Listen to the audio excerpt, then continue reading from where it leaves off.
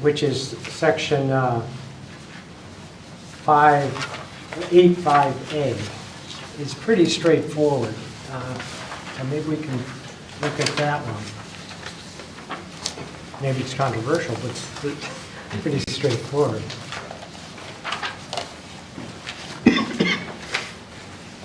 I'm sorry, what was the first one that we did? It was a general one. It wasn't, it isn't listed. It's not enumerated? No. Okay.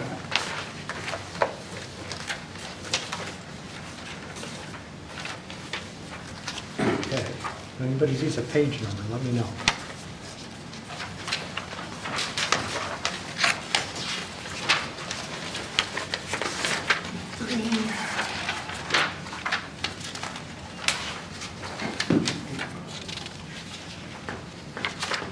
What section are you looking at, Bob? 8.5. 85A. 41. 41? Okay. 85. 41 in the charter, but it also appears as separate language in attachment B, last page of attachment B.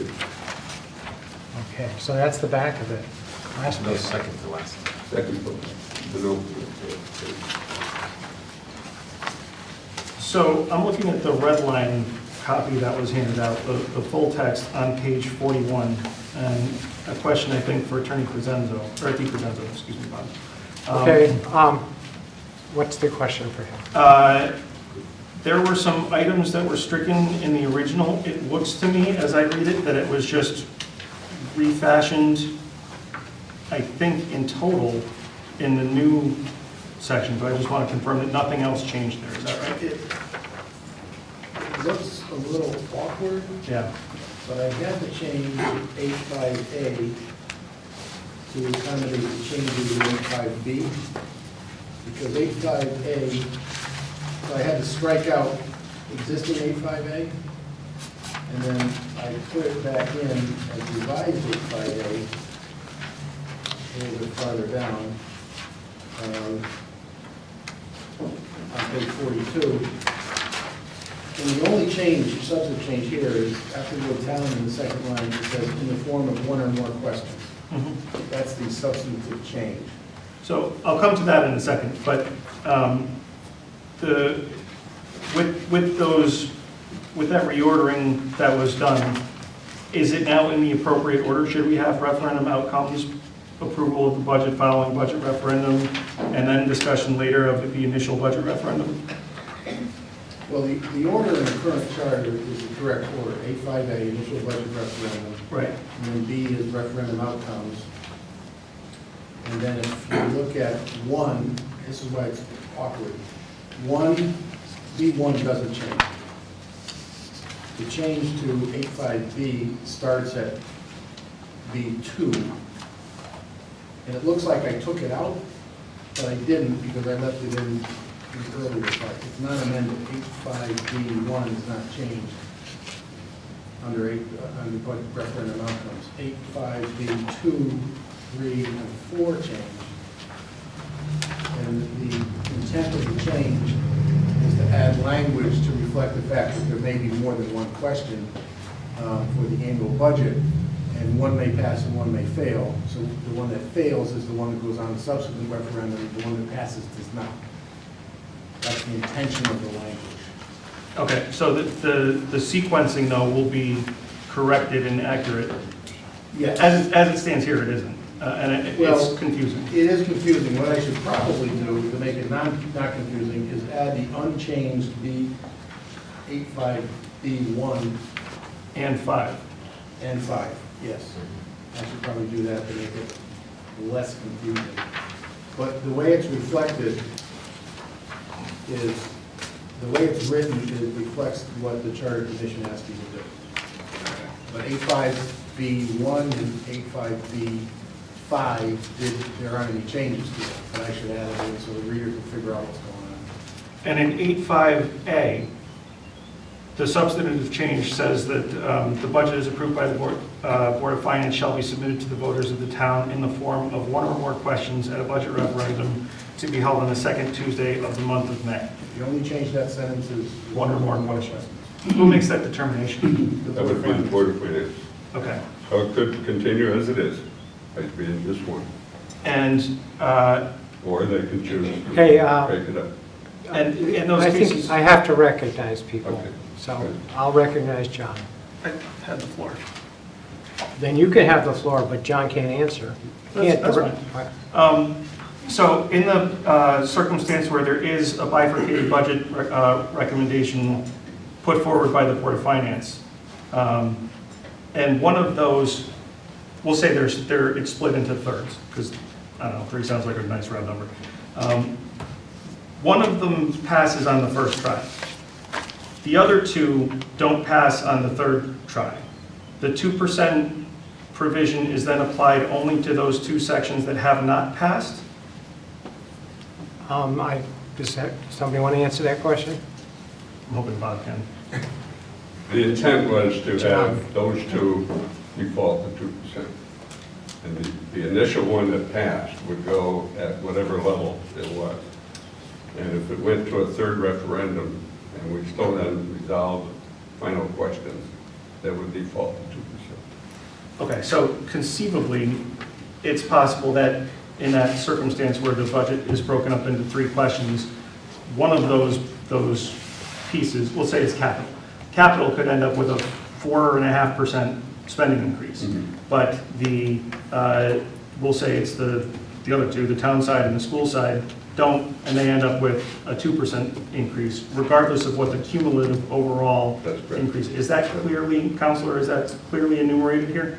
Yeah, because if you look at revised 85B4, it says if the budget or any portion thereof fails at third referendum, the budget or portion thereof reverts to last year's approved. So it's, or portion thereof indicates that that's the portion that reverts to the last year's budget plus 2%. And I think that concerning the 2% question, which I see is in here unchanged, I think that my understanding, and I was a wee lad at the time that this was changed last time, but one of the problems that has arisen under our current charter that remains a problem under this proposed revised charter is that it only speaks of a 2% spending increase. It doesn't address the taxation level at all. Okay, Which means, let him go. Jason has the floor. which means that there is a circumstance where we could end up seeing a windfall from, we'll say, a casino that ends up, that's a bad example. Let's say that the state were to eliminate pilot funding. And Solent North is no longer contributing $500,000 to our revenue side. That creates a revenue hole, but the budget would still say that if it were to fail 3 times, even as amended, there would be a 2% spending increase and an associated taxing increase far in excess of that. Was that a discussion point at all? Okay, I'd like to answer that. Okay. I'll refer to them too, but my understanding is that it was not a discussion point. And what we're discussing here is whether or not we want to have more than one item on the budget. And we're not talking about the 2% or the revenue, but we are talking about the default of the 2%. But that's my take on it, that we're talking about how, the main thing is how many entries there will be on the budget referendum. And you have a very valid point that if 2 fail, then how will the default behave? But we're not advocating changing the default at all. They're not. But if we, as the Board of Selectmen, wish to discuss changing the default, we can do that, but I would defer that to another time of this discussion. Right now, I'd like to just concentrate on whether we should have 1 or more. And so that's my point, but if anybody, yeah, Jay, go ahead. You know, we didn't discuss, there was a discussion of 2% versus another for the spending increase. We didn't discuss converting the percentage to a tax increase. And we didn't really get into that. That has a lot of implications. You can go the other direction where you could say, well, keep it as a 2% tax increase, and then the spending increase could far exceed it. based upon additional revenue or appropriations from the fund balance. So whatever the reason was way back when this was put in as a 2% cap on the spending increase, we didn't get into addressing those policy issues. And so, like Bob said, that wasn't part of the discussion. And to change that, I would suggest that that would require a lot of discussion, whether or not the cap, whatever the percentage is on a tax increase versus spending increase, because as you're pointing out, it has like implications in all different directions, depending upon revenue up or down, or spending up or down. So when they put that in, that was done for a reason, and I assume that was debated, and we didn't address changing from cap on spending increase, converting it to a cap on tax increase. And I appreciate that as a perspective. The reason I raise the tax, a fixed increase on the tax percentage versus on the spending percentage is because it's the tax side that actually impacts taxpayers. If you spend, an extra $200,000 a year, but you're taking in an extra $400,000 a year, that actually equates to a tax decrease for taxpayers. And so I've always thought that for whatever the intention of this section, as it is in existing language, it was always, in my mind, inverted, and talking about the wrong side of the equation, if you're looking at it from a protection of the taxpayer's perspective. Okay. One question I have here, as you pointed out, Jason, it could be 3 or 4, 10. I personally wouldn't want more than 2 on it. That's just a personal thing. So maybe having an unlimited number, or maybe leaving it up to the Board of Finance is sufficient. Maybe you don't have to specify. But I'd be interested in any thoughts on that. Bob, may I? Yes. I think that it should be specific. I don't think that we should leave it to the Board of Finance. I think that we should say that it is split, Department of the Education and the operations portion of town government, as an example. Or you may even want to take a couple of other large expense departments, police, parks, public works. I don't want to get too fancy, but I really do want to split it so that we give the voters a chance to accept and reject those portions of the budget that are very large. And the two, obviously, there are 2 major sections of our budget. One is town operations, and the other is education.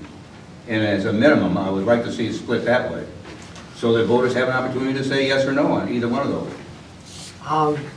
Jason? I think it makes sense to leave that as a discretionary question with the Board of Finance. I don't, and I'll explain why in a second, but I don't think that we actually need to include that language at all, because I think the Board of Finance already has that discretion under statute. Is that correct, Councilor? Yes. They do. Okay, so there is no value to incorporating that because it's a power that's already enumerated to us under the general statutes. Well, I wouldn't say there's no value. By putting in the charter, you indicate to the public that, the direction of the charter is that they have that power, and you don't have to. It's an implied power under the statute and the explicit power under the charter. But Okay. the Board of Finance, under the statutory powers, has broad discretion in fashioning the budget that goes to referendum, goes to town meeting and referendum, including the number of questions. In most charters that the towns do have more than one question, it is in the charter, in my experience. Thank you for that. On the question of whether or not to specify a particular number of departments or particular departments in general, they could change. So for example, if the question were, should the town side government budget be approved or the education side government be approved, and in 2 years' time, we have regionalized our school district, well, now all of a sudden that's doing nothing for you in terms of giving people an opportunity. I think that to whatever extent we can provide, I also am a fan of checks and balances, and I think that is something that permitting the Board of Finance, even though it's implied under the statutes, as the counselor has said, giving them the power to make that determination as to what provides the best opportunity to pass a workable budget. I think there's sound rationale in that. I don't agree with that. I really would like to have it specified so that we have a clear process where the voter can indeed decide on whether they want to vote yes or no for whatever number of town departments that we select. And I would start with the Board of Education and town operations, because that's kind of the split we have, that we have today, that we keep on using. So I don't think that I want to give that discretion to the Board of Finance. I want to have the voters have that opportunity. We don't give them credit for being smart enough to make that decision. They are. It's their money we're spending.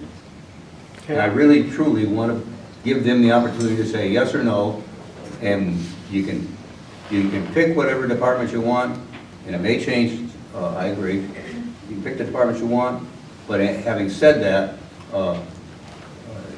we should go forward with that and give the voter a chance to vote on those things. I have a different opinion. Right now, listening to things, and we'll listen to the public when we have a public hearing or at the end of this meeting,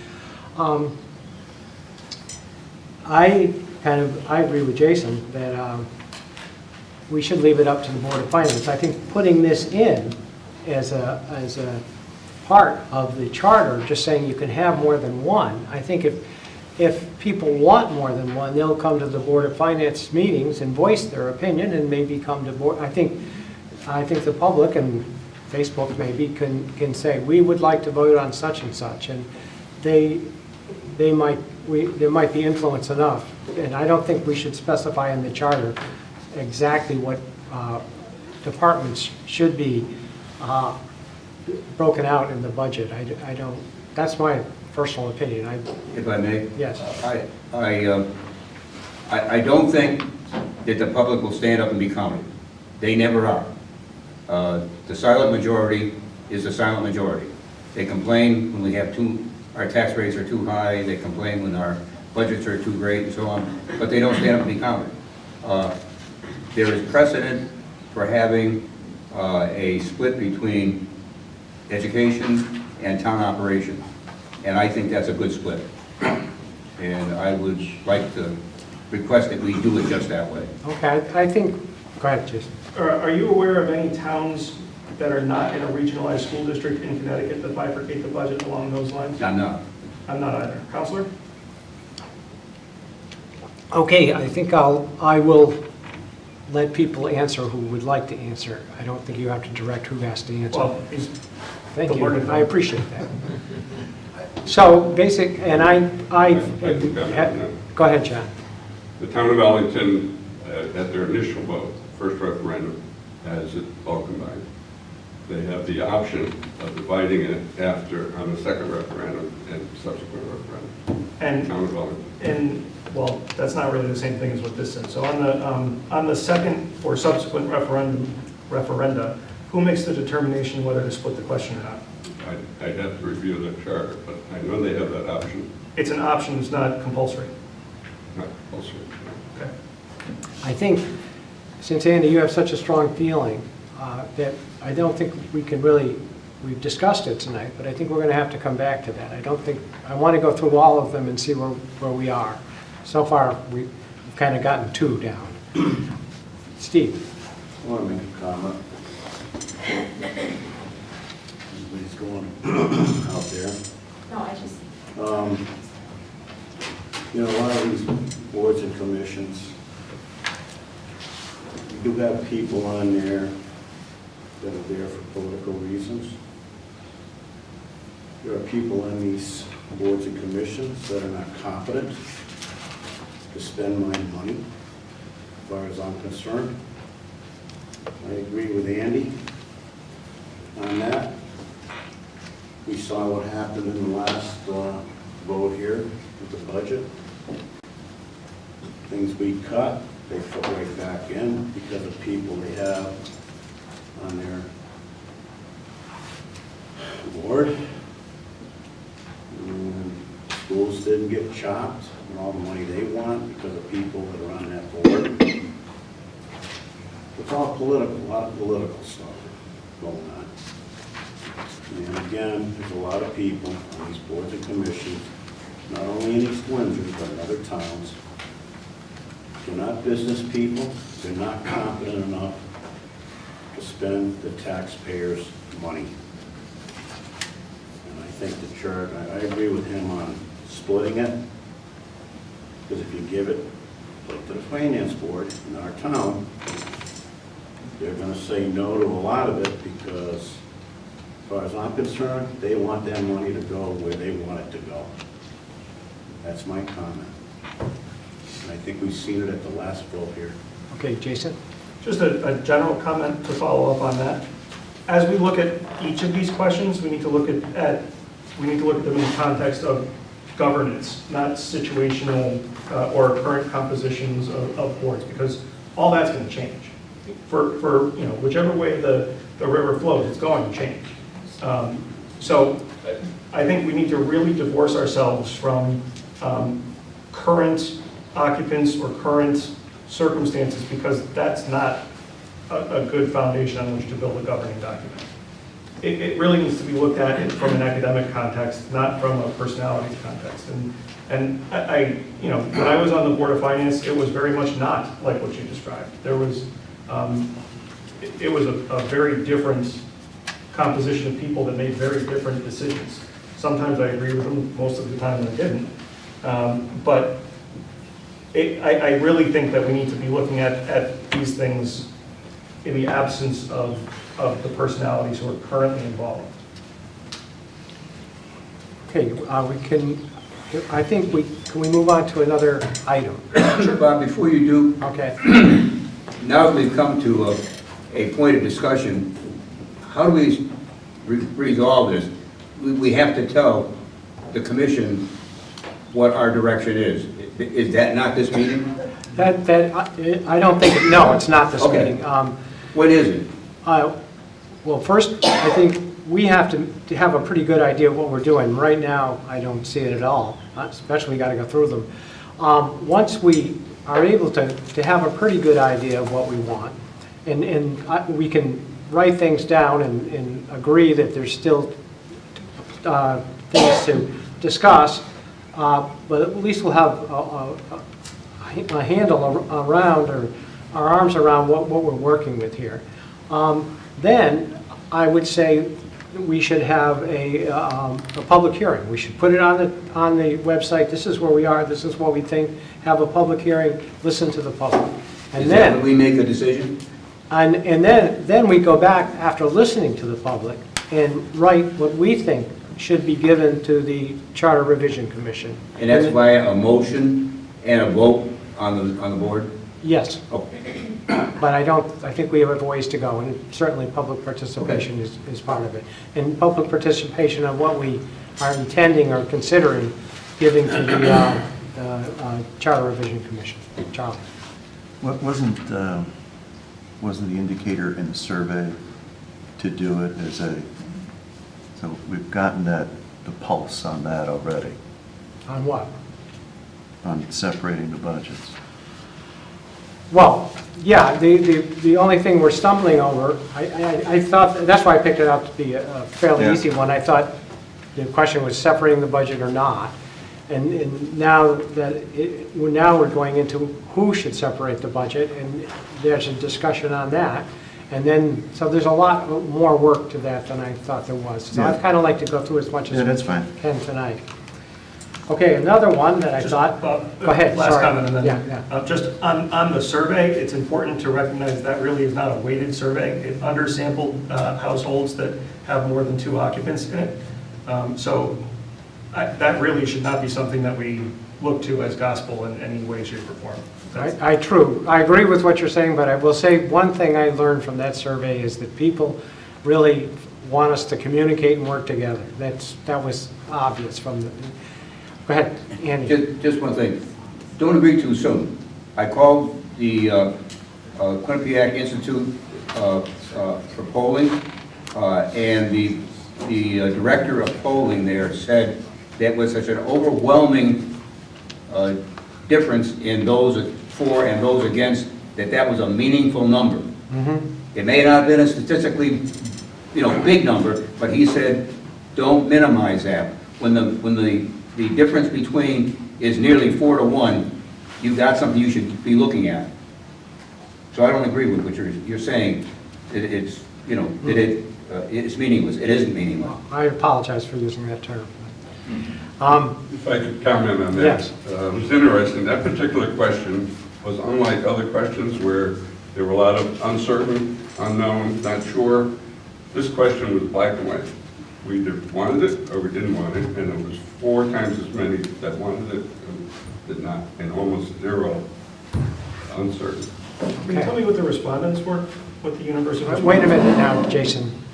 Again, Sorry. A question that would be important is to know who, what the universe of respondents were. Not just the number of people who responded, but demographically.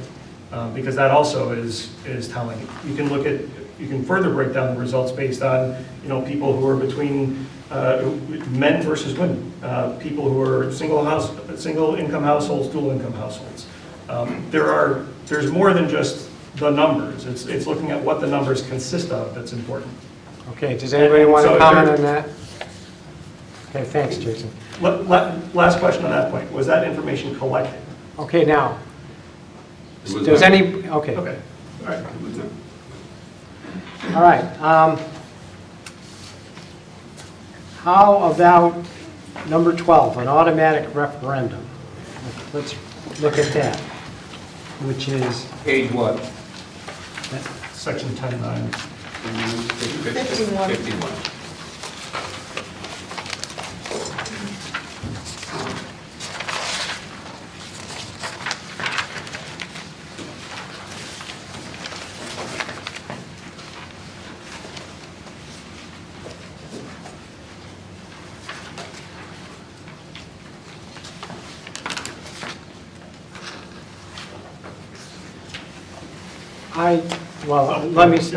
I just want to say that, to me, the $150,000 I would not want to include. I think 1% of the annual budget is something to include. So if we can eliminate the $150,000,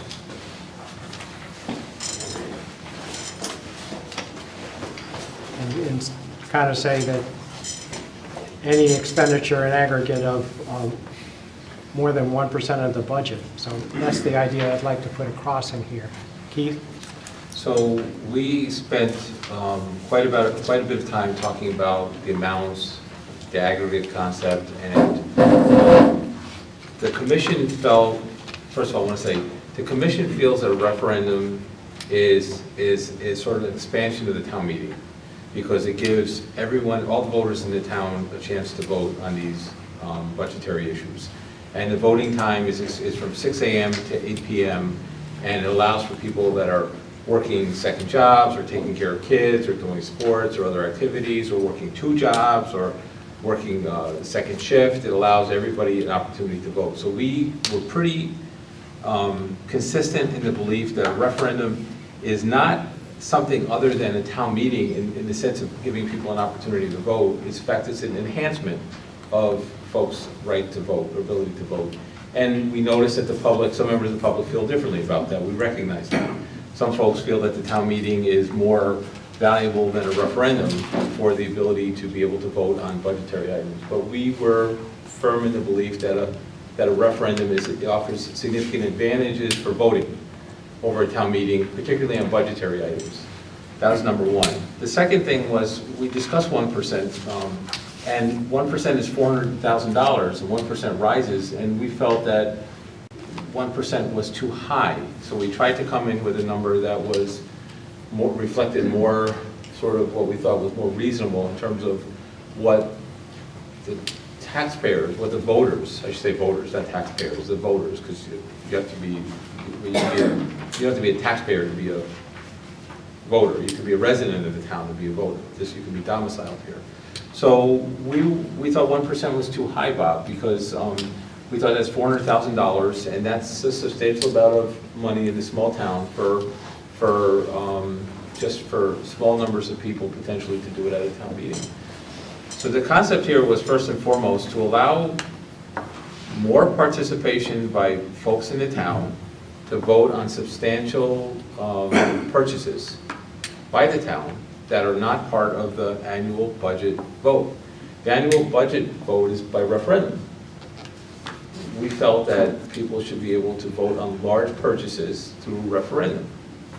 We tried to recognize that the cost of referendum is, there's some expense to that. There's I think $3,000 or $4,000, and you can't do it for a small item. So this is why, and 150 was debated, and other members can speak about it, but we actually thought 1%, which is 400,000 and more than 400,000, that was too high, because it would deny the voters and the qualified voters in the town the opportunity to vote on that large type of expenditure.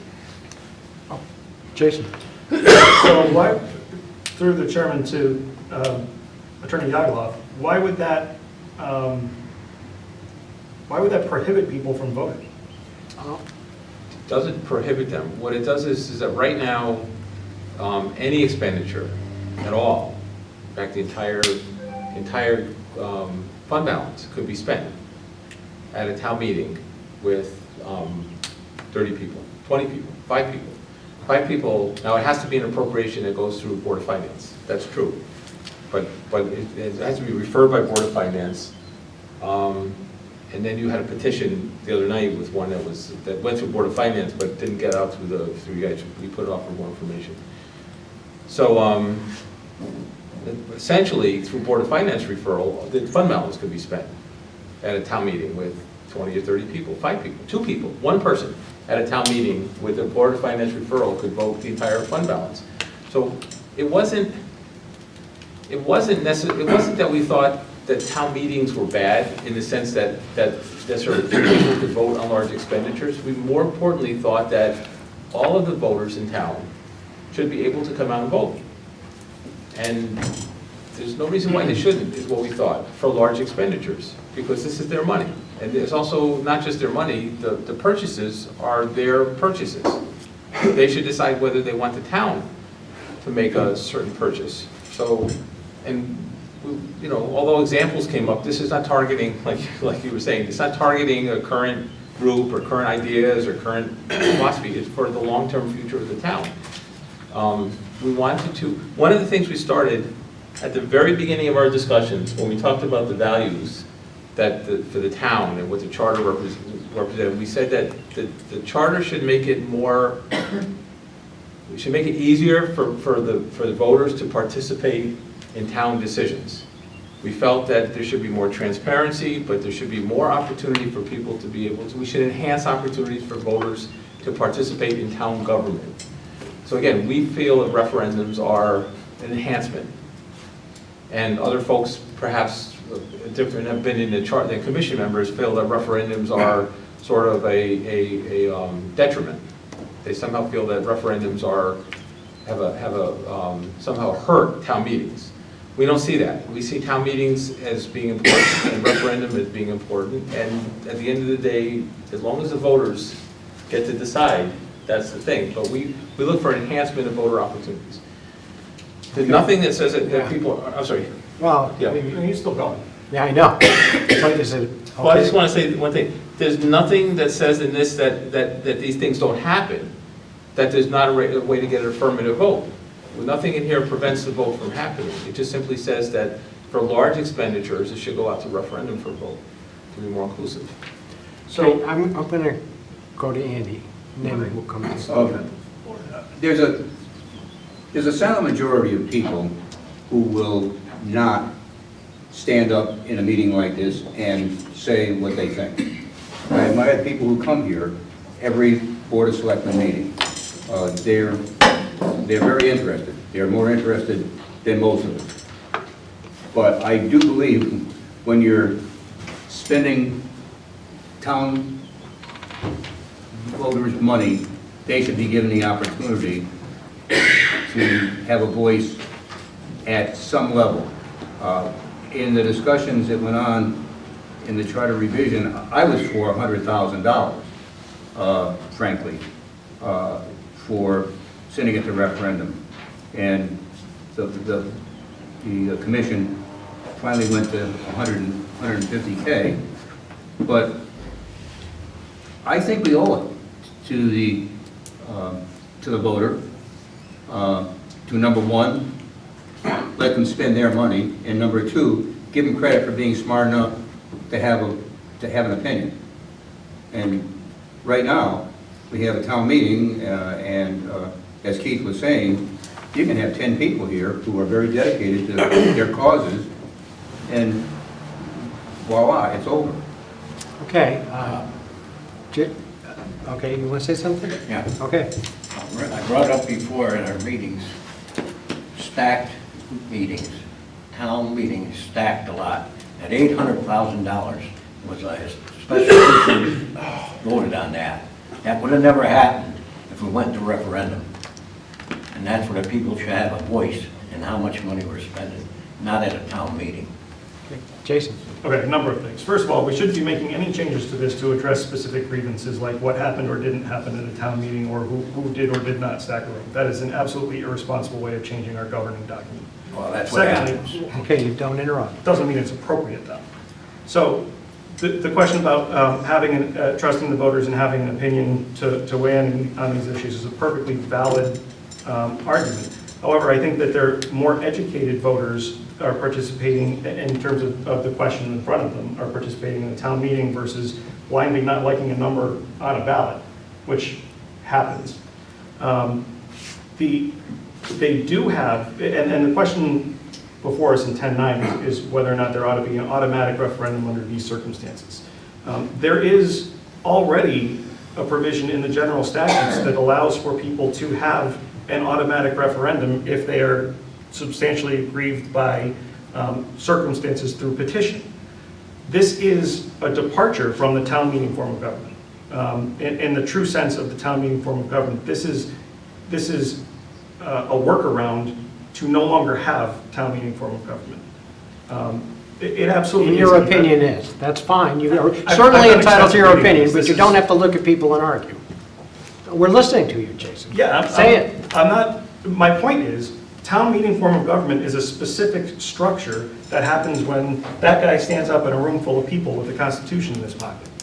That does not happen when you deviate away from that. If the intention is to get away from town meeting form of government, we should do that. But we shouldn't kind of do that. Okay, now, what I would like to say is a couple things. But I guess the basic, well, I hear your argument, and a town meeting can be adjourned to a referendum. And by adjourning a town meeting to a referendum, what it's really saying is that you want the ballots to be either paper ballots or a voting machine type ballot. So that's one point. Again, I'm glad we're going over these things to see the aspects of these things, what we're talking about. And I thought the initial conversation was just talking about the amount of money that would cause it to go to a referendum. And I thought that 1% is certainly a large amount of money, but it's not the entire budget. So I thought if we agreed as a board that at some point we should go to a referendum on the expenditure of money, then we could say that we haven't really determined the point, and we could again ask the public, see what they think, as that would be meaningful to them. But if you're now saying that you want to leave it all up to a town meeting, that's a different point, so, So, if I may, first of all, I agree with your perspective that $150,000 is too low of a threshold. I do like the 1% threshold. I think it makes more sense. The question with this, and the whole section is a new section titled automatic referendum.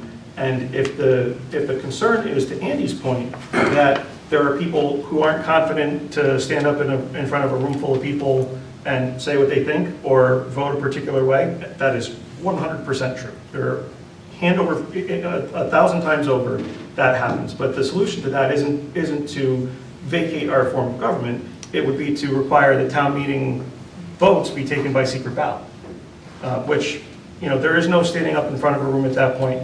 Everybody has an opportunity to voice their vote in the way that they would be comfortable doing, and they do it on a private piece of paper. We've done that for town meetings that we've had when circumstances have called for it, or actually when a voter has called for it. That would be, in terms of protecting the so-called silent majority's perspective, that's absolutely how you would do that. I just think, and as part of my graduate studies, I spent a fair amount of time studying forms of government, and if we're going to stay with a town meeting form of government, we should stay within a town meeting form of government and find ways to enhance voters' comfort levels within that structure. okay, and I'm going to come to you, but first I want to say something, or ask Jason a question. If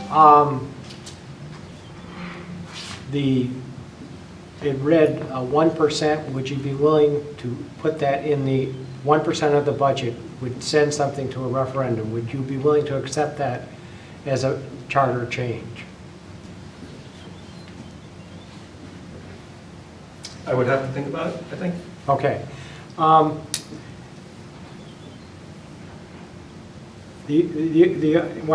and so that's, so go ahead, Keith.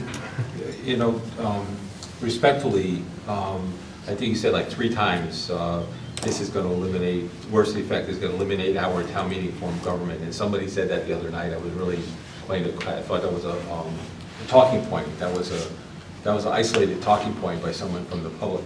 And now I'm hearing the comment tonight that this is going to eliminate our town meeting form of government. And respectfully, that's so inconsistent with what's happening here. And I think that language, unfortunately, is going to be used to say, well, all these charter changes are intended to undermine our town meeting form of government. And because you studied government, that this is not, I think that that's not accurate at all. I mean, the town has 3 opportunities for referendum for a budget. This town no longer votes at a town meeting on its town budget. Mm-hmm. Change was made to our form of government to require a referendum. I didn't hear anybody, I don't think anybody in this town came out and said, we're destroying our town meeting form of government when they did. Well, okay, so I think the voters chose through the charter revision to have votes for budgets by referendum because they felt that was important for enhancing our governance in town. And so now we have a change to the ability of the town meeting to vote for the town budget. Town meeting can't vote on items for appropriations that are not referred by the Board of Finance, which means that the town meeting does not have unilateral rights to just show up by petition and vote for appropriations. Those appropriations have to be referred by the Board of Finance. So there's limits on the town meeting form of government just to spend money. So we have a limit there, okay? There are bonding that we already have in our charter. There's limits on the ability of bonding that has to go to a referendum. The reason is because they felt that the town should vote on bonding. Is that the $1 million threshold? Okay, wait a minute now, Right. wait a minute. I made a note of that. I thought, We're going to a back and forth now. Bob, I just want to, let me I just... know, yeah, I don't want Jason talking while you're talking. The concept that a change to the charter is an elimination of our town meeting form of government, because some folks feel they should have the right to be able to vote on special appropriations, because that's what this is all about. It's the difference between having a referendum for special appropriations up to beyond a certain amount or not. That's it.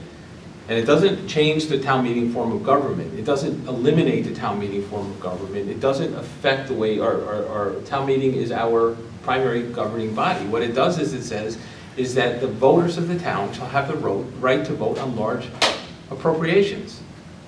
And right now, there's other limitations in the budget to that extent also.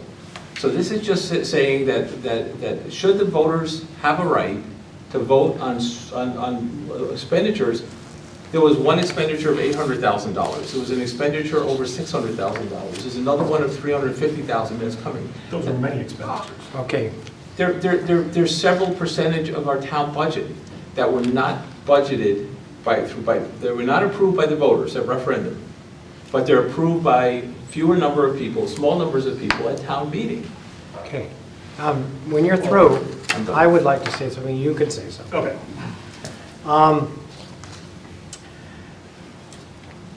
I was thinking, when we were talking about eliminating a town meeting, if we, in this charter change, said that for 1% of the budget, then we would hold a town meeting, and the town meeting would be adjourned to a referendum for vote. Would that make you comfortable? Say that one more time. Okay.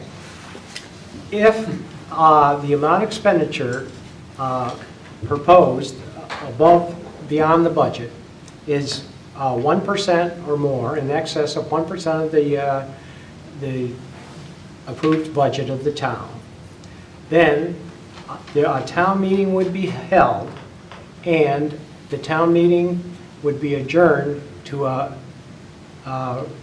vote by machine, and in the hours from 6 a.m. to 8 p.m. Oh, that's something. Before I forget, on that point, can we put the hours for voting in here? No, no, you're right. You're right.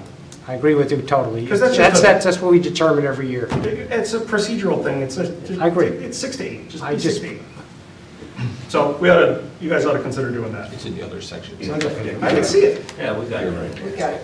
Okay. So I think the 1% thing is more reasonable. I do think that there already is a remedy to adjourn a town meeting to referendum available in the But statutes. I think we should, excuse me, yes, but I think if we put in the charter that would occur if more than 1% of the budget is in consideration, that it would occur that we adjourn it to a referendum or a vote, a machine ballot vote. That would kind of save the town meeting, and it would also allow, we wouldn't have to stand in line for an hour and a half if we had a town meeting on another topic. But okay, we got a lot of people. Do you want to say something before I start calling on other people? No, thank you. Okay, John. Well, I like what you're saying, and there's actually a version of that in a number of town charters. Rather than call it a town meeting, if you're going to go to automatic referendum, there's a hearing required in front of that, which is effectively like a town meeting. Everybody gets to speak. And there is no vote taken, and then you move to the referendum after that. We had talked about including a hearing, but I think we ran short of time to fully discuss that. But your approach is actually specifying that we would call it a town meeting and adjourn town meeting from that, which I think is better terminology. Andy. Just a quick one, Bob. Does that then preclude adjourning to a referendum for something of $150,000? No, I think the limit It's is, available in the statutes now. That's why I'm saying we don't need this, is because that remedy, so if you don't like that we're spending $50,000, sorry to be speaking out of, if you don't like that we're spending $50,000 on a police car, you can petition that to go to a referendum, currently, right now, today. This is, you can already do this. It's just not compulsory. okay, but let me say that to do that, you need 200 signatures in a very short period of time, like 15 days. That's pretty impossible to get for a police car. But then, it's, but at least we're hashing out things, and I'm understanding things better, and when we, as a Board of Selectmen, do put things down, we'll have to go back and forth again, but I think we'll have a straw man or something that we can, and Bonnie, is the first time you raised your hand, I'm going to call on you. Well, I remember when I first came into town, I think Charlie and Andy were going to the town meeting. And we would have all the discussion, and then they would say, we have a petition. People came in with a petition, and we adjourned. When we started to go to referendum, when we came up with this 2009 charter, one of the criteria which was given was for an automatic referendum. That was actually supported and suggested by our first selectman at the time. She felt that the large amount of money that it was requiring for the town needs to operate was so great that she felt all citizens should have an opportunity. Those that had small children, those that work at night. You can't ask somebody to take a night off from work and lose money to, because they've got to live. They've got to pay their taxes, they've got to pay insurance. And that was the point, was for the automatic referendum for the annual budget, was to give everybody the opportunity. And that came from the Selectmen's Board at that time. Okay, anybody else want to say anything? I think we're going to move on. Go ahead, John. So the big difference is that today you need 200 signatures. And in this last town meeting that we had, from the time the petition came in till the time you voted was 6 days. So you'd have to get 200 signatures in 6 days. I don't think you can look back in the last 15 years and seen a petition that sent it to referendum in that short time. So automatic means, hey, it's so easy to bring a petition with 20 signatures, but it is so challenging to run it to referendum today. So the idea of the automatic is, most people, I think, are leaning that way. They want it referendum. But it's so difficult to do. Okay. I think he actually has a good solution in extending the amount of time that's necessary to collect the signatures. Still collect the signatures if it's an issue that's as high of public import. But give them, instead of 6 days, give them 20 days. I don't know, pick a number, but. So you'll see that. I recognize that. Okay, well, we're going to move on. That's okay. Let's try the power to overrule. Number 9. Someone call me a page. 10-10. Still on 51. 51, all right.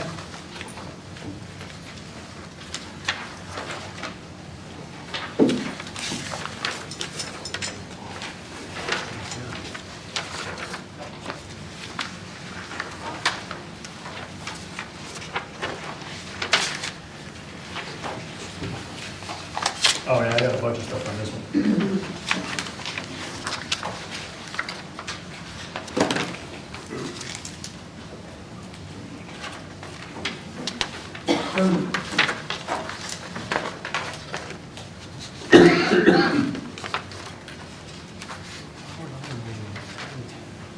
That was page 51. Yeah, I was trying to look at the other part here, because I do have a hard time knowing when the edition starts and stops. It's on page 7 on it. Okay. So number 9. Okay, so it says, the commission is proposing to add a power of override, okay, but, so, somebody want to read what this is? Is it just 1010? Yeah, the 10 times totally new. Okay, It's pretty lengthy. It's about 250, 300 words. But basically,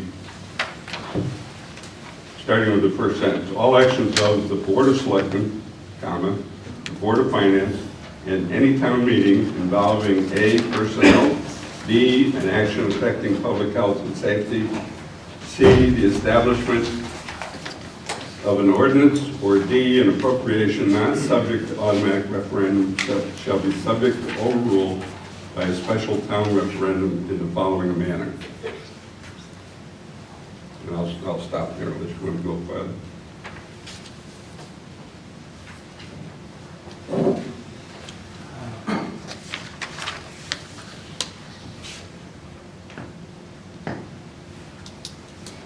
Well, yeah, I guess I do. You're saying you want 150, so you want it to have a certain number, like 150 or 2%? Right. And, Today, there are 7,700 electors, so 2% would be very close to 150. But as time goes on, as the town grows, it'll require more and more signatures.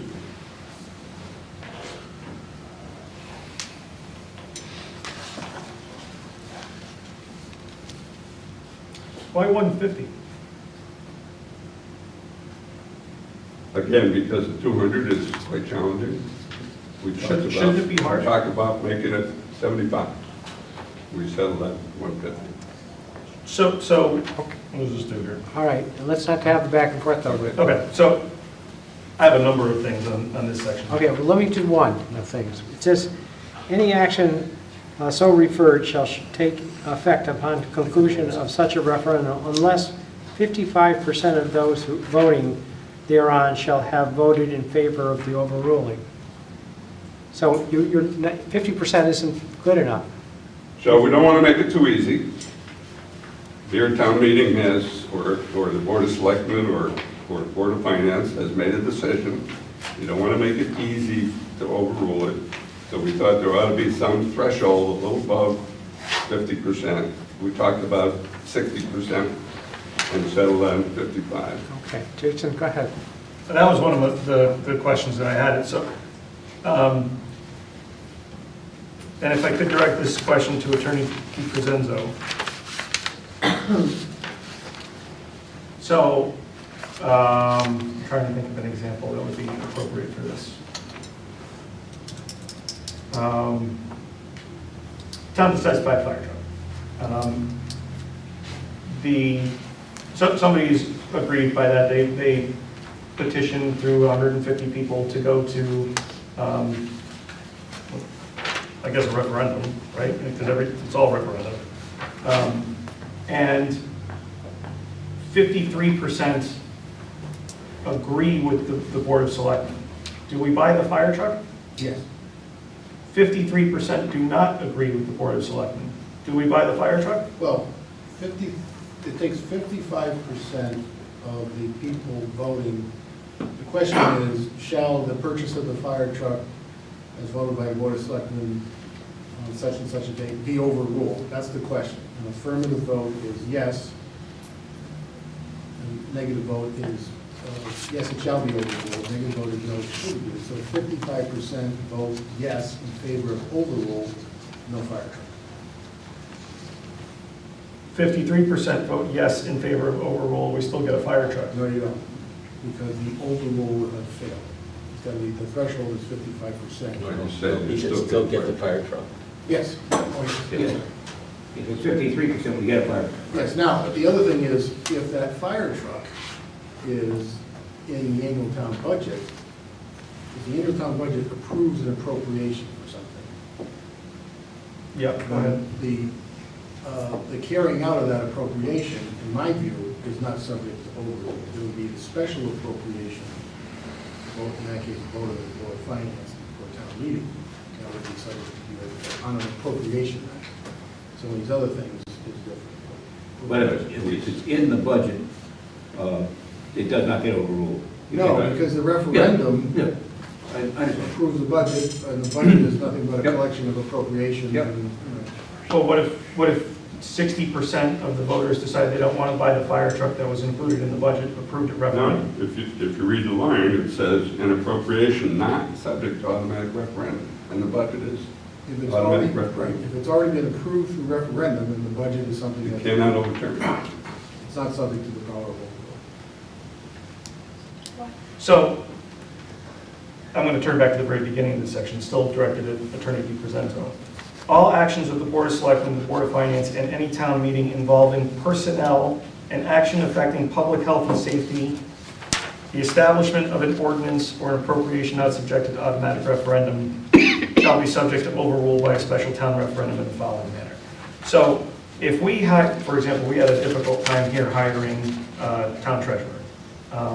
If 57% of the voters decide they don't like that we hired Amy instead of Rebecca, that is appealable through a referendum? We can have a referendum on whether or not to retain staff? The way this is written, yes.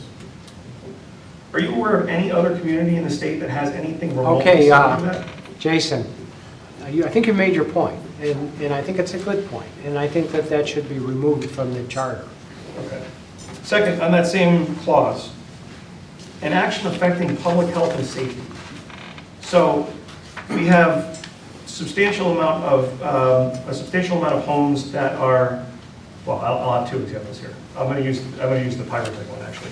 So we have a potential for homes in this town to have been affected by pyrotech in their new home construction. If there were an issue that required a condominium complex to be condemned, and the voters were to petition that, and somehow or other, 60% of the voters decided that their home that is unsafe should be condemned, that would be permissible?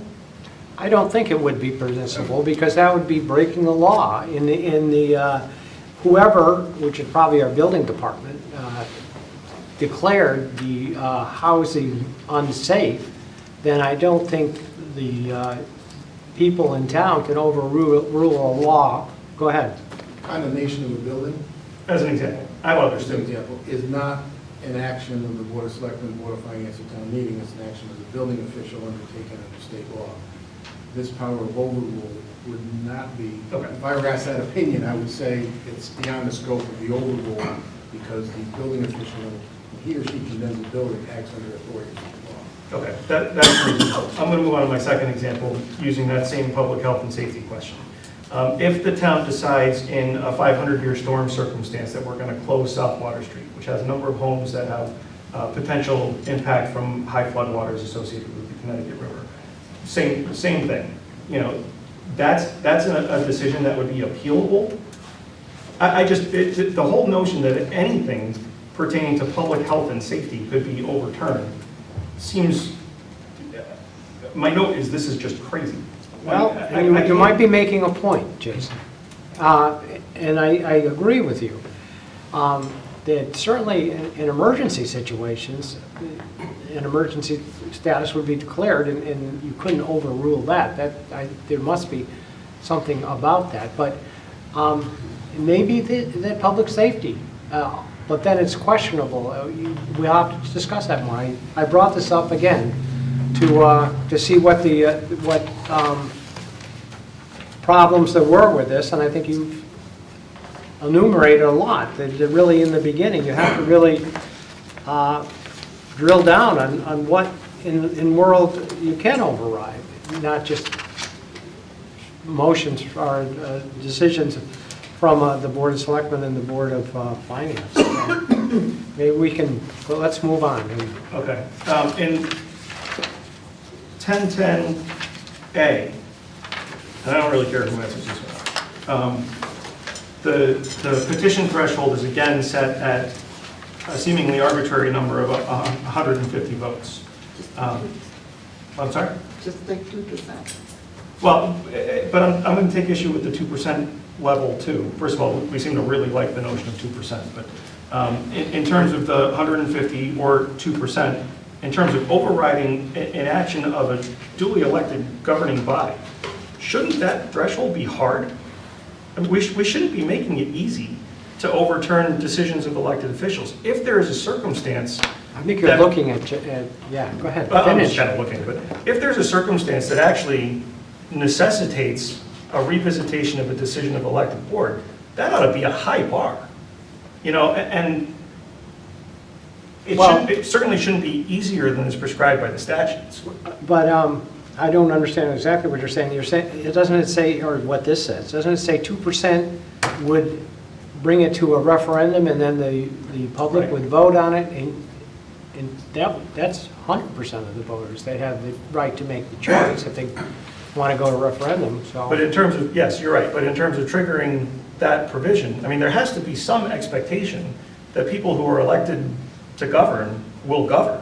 And if there is a circumstance that seems to be beyond the pale. That ought to be a Oh, I Do think you understand what what they I'm said, well, no, you, and if Keith wants to say something after I do, but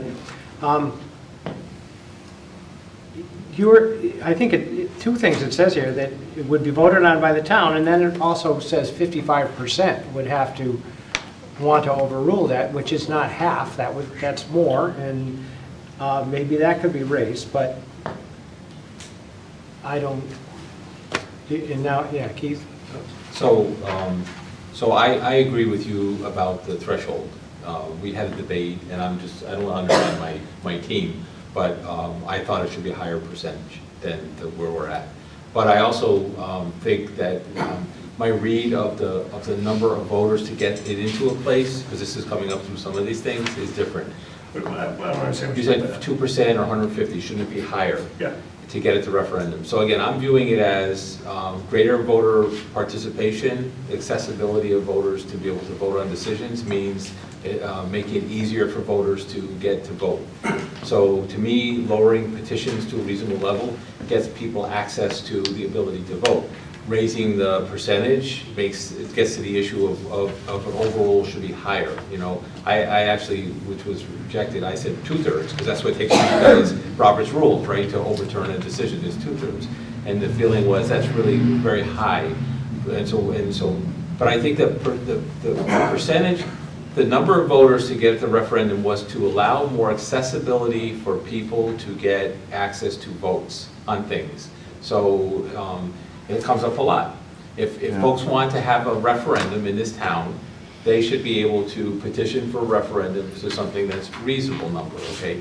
And the converse is, again, we acknowledge that to get a petition to town meeting is only 20 votes. Mhm. So it's super low. Statutory though. Yeah, what? That's statutory, right? Yeah, is that statutory, Bob? Yes. Oh, okay. So that's fair. The purpose was, yeah, so the purpose was to allow for people access to town government, right? So we felt where there's a need for a referendum, it should be a low enough threshold so that you create increased access. Because you don't want too low, because then everyone who doesn't like, if it's 20 to petition and 30 to send it to referendum, then people are just competing, for signatures. That's not right either. But we're just trying to get more accessibility. On that point, and again, I'm harkening back to an article I read about town meeting form of government in the state of Maine. And I think I'm going to ask Attorney DiCrescenzo this, so prepare yourself, sir. Well, but Andy has his hand up to say something, so we might call on Andy. So if I could, I'm going to lose the thought, and I'll just, it's a quick one. So if there is a circumstance where there is a referendum triggered to overturn a decision that was done by the board of whoever, or the board of selectmen, or board of whoever, and the decision is X, and there are a number of people who they don't like that, so they petitioned to have a referendum to overturn the other referendum, which has happened in Maine. They went years going back and forth, changing their form of government by vote. Every 2 years, they would change, they would throw the bums out and go the other way, every 2 years for like a decade. Is there any protection against, where's the final action? It's a good question. I'll ask Bob, and see if Bob has an answer to that. So you're saying that, you're saying a referendum can overturn a referendum. I think that's. I'm saying in the state of Maine, that's exactly what happened throughout the 1950s. Just so I'll let Jason know, this doesn't say you can overturn a decision of referendum or voters at referendum. This is town meeting, board of selectmen, board of finance. So that was the intention.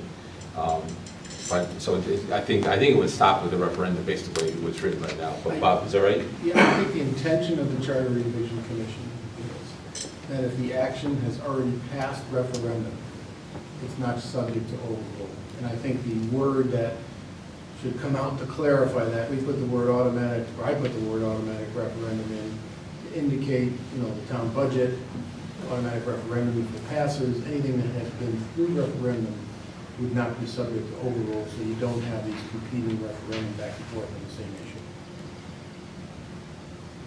But that was the commission's intention, to say it's already been passed the referendum, it's beyond the scope of overrule. Andy? The only point I was going to make is, the bar is still reasonably high. We're just giving the voters an opportunity by having a relatively low number of signatures required to get to the referendum. But you have to have a 55% majority, which is not insignificant, to overturn the action of the boards. So I think that it's still a pretty high hill to climb. I agree. But again, we're going to have to come back to this, and this is what I'm starting to get a feeling for it. We're going to have to, as a Board of Selectmen, we're going to have to put together something to give to the Charter Revision Commission. And it's looking like there's more and more work to do than I thought. So at some point, and not tonight, but when we get through with tonight, I'll try to put together, and I would ask everyone to write down the way, how you feel about things. Say, this particular recommendation can't work, so let's forget about this one. Well, that's your individual's idea. Or you can say, well, I think we should change this to take these things into account. So I'll try to compile how all of your ideas, and then we'll have another document to work from to discuss it rather than just rambling on. That's what I'm thinking about now. Steve? Yeah. Short. Under this 1010, the power of overrule here. And Jason talked about A, personnel. Now, that's elected officials, appointed, Employees. just regular employees. It's not elected or appointed. Not, it wouldn't be an elected person. So I was kind of looking at sort of like a recall, It's not permissible under the state law. I know the state doesn't have recall. You can word things differently, get around things that everybody knows. No, that's kind of how I looked at that a little bit. Okay, let's talk about number 7, requirement for operational and financial audits. And let me say that I personally would like, it says change Board of, and to change Board of Selectmen to Board of, oh, I see, that was a different thing. Section yeah, number what? 8-9, section 8-9. Yeah, 8, 9, and what I would say, I personally would like to see 10 years, so I think the 4 years is a bit ambitious. I wouldn't want to see that.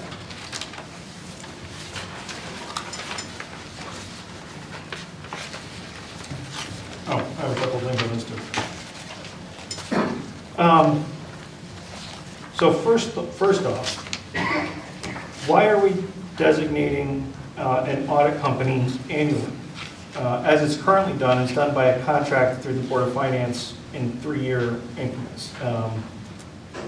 They can renew that contract, although change in that role is a good thing from time to time, because fresh eyes are a benefit, old eyes get stale looking at the same thing year after year. So there is a benefit to change, but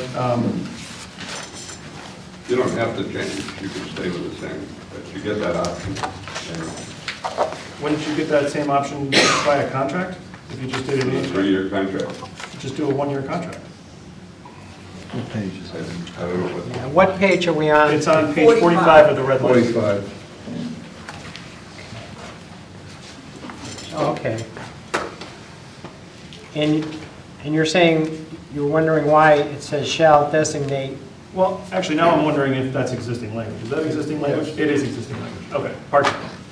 The other thing I have in this section is in the last sentence, which reads, in addition to the foregoing, the Board of Selectmen shall engage a qualified firm licensed to do business in the state of Connecticut to perform operational and special audits of town departments from time to time, such that each department is audited at least every 4 years. This is the point that Bob made. My question, though, is why is the Board of Selectmen engaging an auditor in this section when previously in this section, the Board of Finance under the existing charter, is responsible for the solicitation and conduct of the audit. But aren't there two different kinds? Isn't it one financial and the other operational?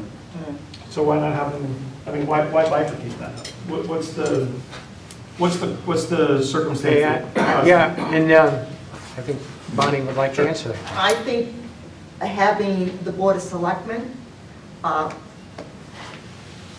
do an operational audit is that, because it's the day-to-day operation, that's what an operational is, to see where your inefficiency is, how you can. It's a desk audit.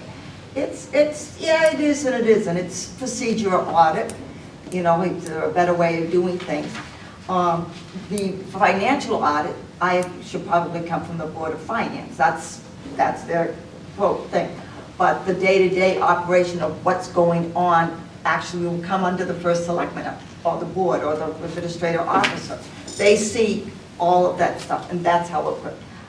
Having gone through more than several operational audits, they are very beneficial. Oh, I don't disagree. But they've always been done by the person, the boss. Okay. He'll say, we're going to have operational budget, and he will say, that's what we're going to do. Okay, Charlie? May I follow up on that with a labor relations contract question? It's a contract question relevant to her point, which I think is a good one. And again, I'm going to go to Attorney DiCrescenzo. No, I didn't give you permission. I was listening to why you wanted to do it, but we'll come back to you, Jason. And okay, Charlie? Yeah, this section about, the end of this, about audits. An operational audit is totally different than the financial audit. And the people that do the financial audits wouldn't be doing operational audits. It's not in their scope of expectations that they would do that. You're looking at people that come in, companies that come in, and they look at an operation, everything from time cards to how long is it taking to put gas in the police cruisers. They're looking at things at a very detailed level. And some people say, well, is that a forensic audit? No, it's not a forensic audit. It's an operational audit to look at every aspect of what is being done, how it's being done, and are there ways to improve that?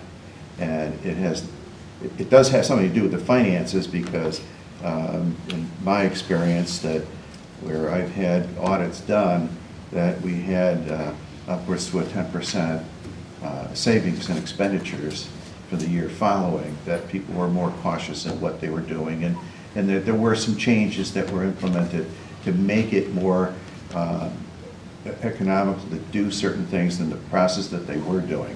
So I think there's a payback to this, but I also think there's an obligation to the town. Actually, I was really surprised when I got on this board that that wasn't in place, that there weren't operational audits, because I think that is essential to every town and everywhere. I mean, you know, we've seen, you know, where there's money been taken in schools and, you know, to $500,000 sums, and not that I'm saying that's the situation here by any means, but it's good business to be able to do that and look at somebody else looking at your business, that it's not you, because you only know what you know, but someone else looking at it.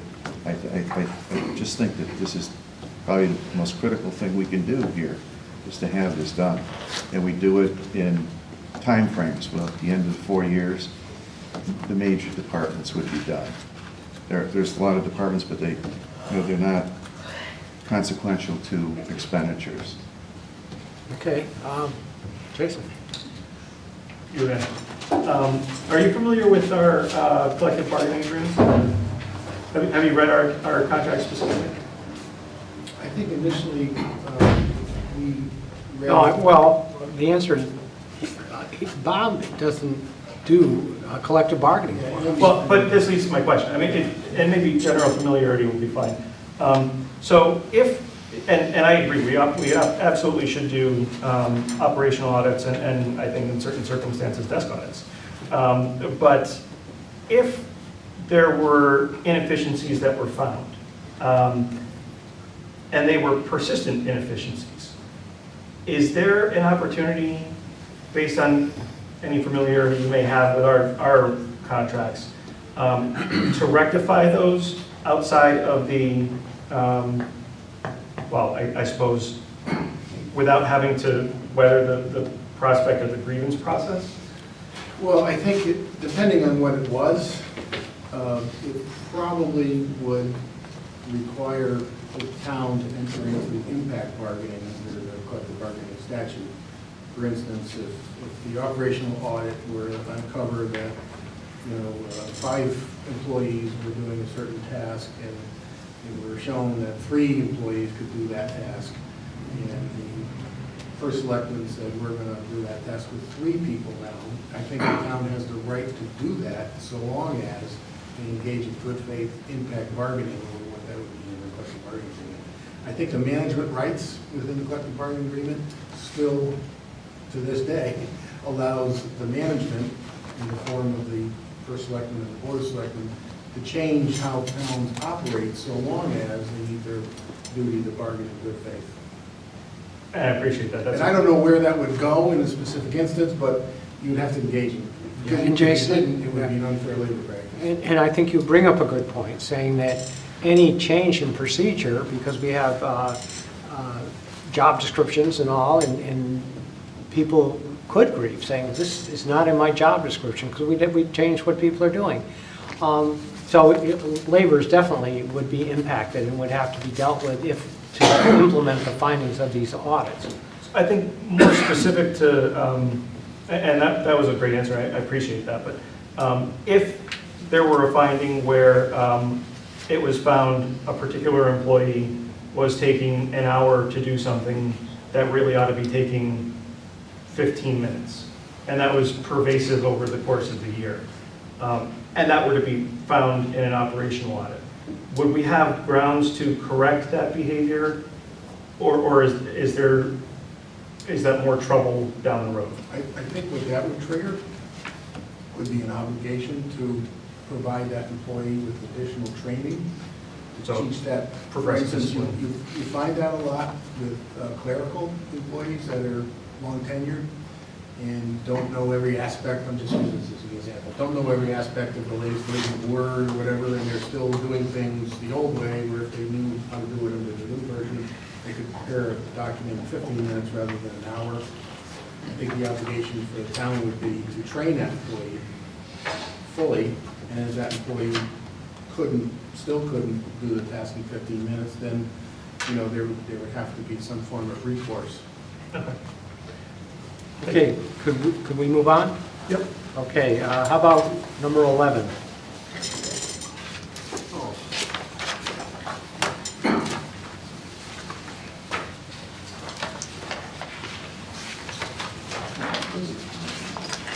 What section is that?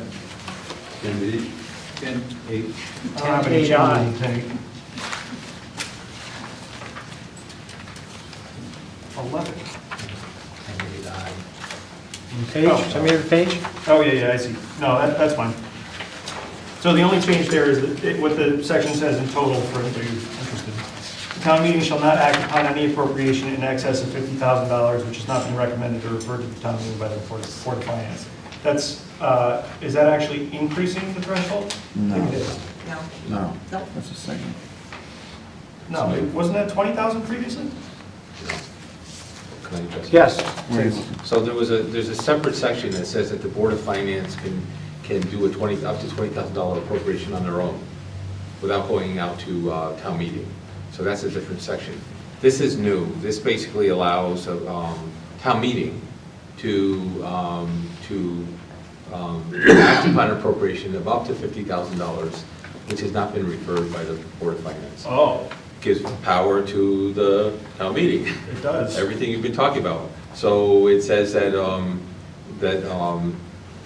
there can be and you could talk about the dollar amount, there can be a relatively small of funds that can go to vote at town meeting that, for example, the Board of Finance may not want to do for policy reasons or for other reasons. So residents of the town, voters of the town can petition for that appropriation without having to, because right now the only appropriation every appropriation has to go through be referred out to the Board of Finance. So this is exactly what you were asking for. You know, Keith, it's funny you should say that, because I was thinking, I kind of like this, right? Yeah, are there any questions about this one? I'm good with this one. Okay, I'm gonna write good down. I actually think I wrote good, oh, there was another one I actually just, What was the other one you wrote good down? He's captured those. give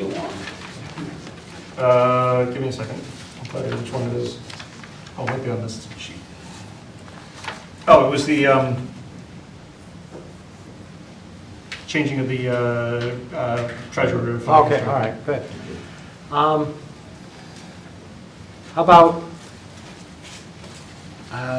administrative officer? What do you guys think about that? It's 66H.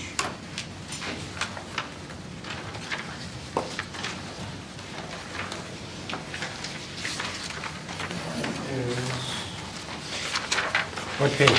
I'm working on that. That's around 17. It is page No. 22, Oh,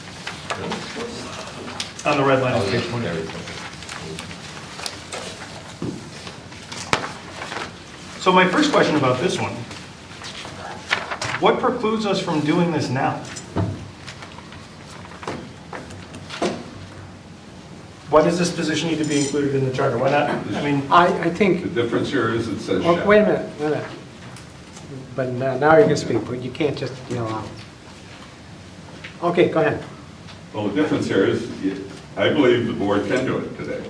I do too. But here we've institutionalized it in the charter that you shall have a town administrator. Okay,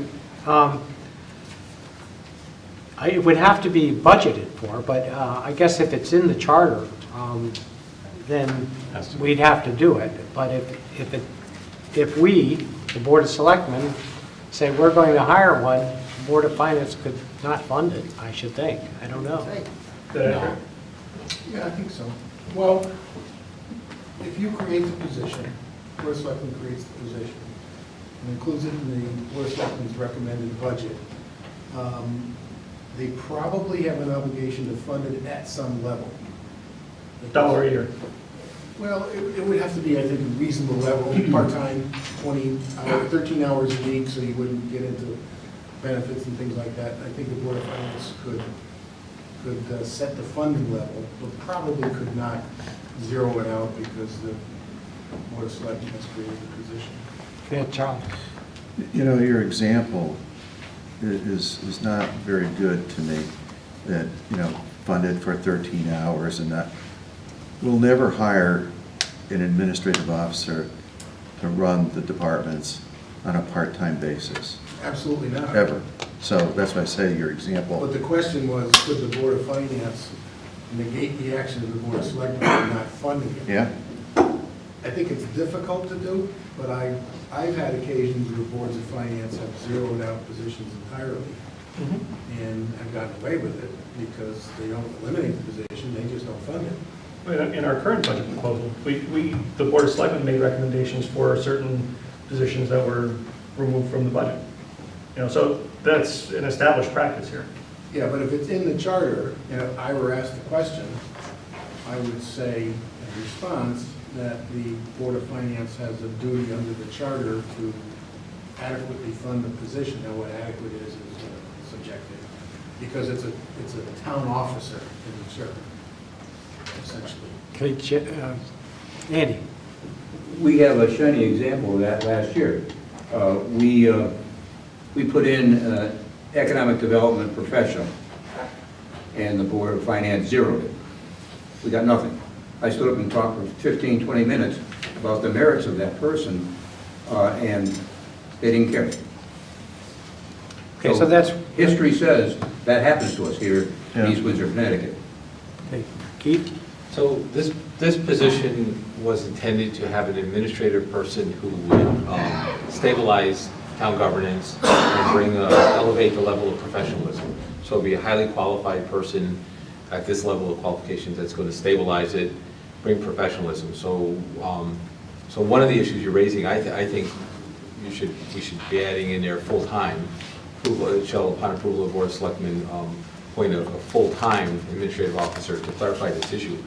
And also, the reason that it's shall in the charter versus may is that you could have boards of selectmen cycling through that are going to decide at some point they don't like this position, they don't need it, and get rid of it, and then you could have the next one saying they want it, and then it defeats the whole purpose of having this consistent professional who's going to survive the political elections, who's going to give us a memory.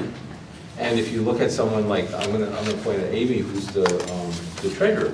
I mean, I think most people would agree that she's phenomenal. She brings to the town a breadth of information and expertise and professionalism that elevates everybody, elevates the governance. And this is supposed to be the same exact kind of person at the town administrator level. Not, she does finance, this person is going to do administration of the town departments at that high level. But to have it cycle from you know, potentially at the whim of the board of selectmen, no offense, it defeats the whole purpose.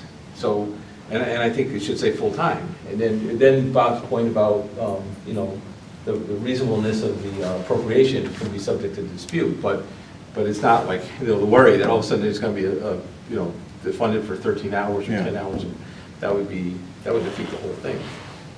This is intended to raise the level of professionalism in East Windsor, get us to a whole different place, and bring in that kind of professional, you know, because this is exactly what the kind of professional that you've been going to school for, and that you know about the training in this area. This is that person who's going to bring that to the town of East Windsor.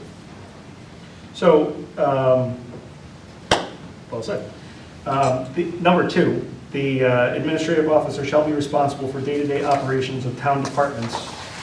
That's also included in the role of the first selectman in Article, or Chapter 5. So that's already a duty that's assigned to the first selectman, is day-to-day operations. Secondly, and I'm happy to have any feedback on that, but when we talk about the administrative officer shall be responsible for, at a minimum, research of comparative data analysis from other municipalities of budget and program reviews, that's a service that's already available to the town for free through CCM, which is an organization filled with those types of professionals who are well-versed in state and local matters. Okay, now I'd like to, you Sure. want to, can I? Yeah. I do know about that, and you're absolutely right, that there's a wealth of information from CCM.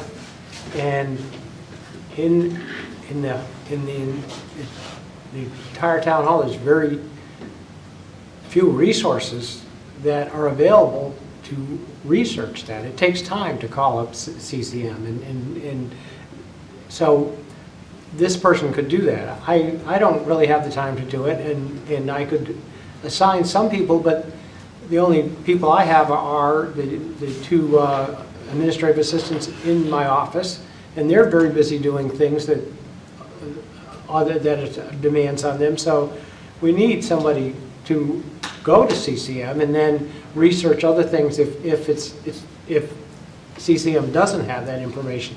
They don't have all the information, they have some of the information, but they're a good source. But that's not sufficient to say, we don't need a town administrator because we have CCM, in my opinion. Andy? I've used CCM for collecting data. I found, however, once I got that information, it required tailoring to what my need was here.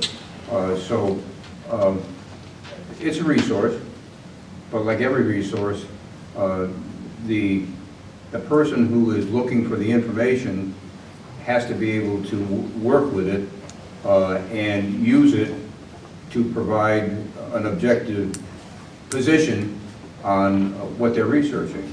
And CCM doesn't do that. They give you a data dump. Charlie?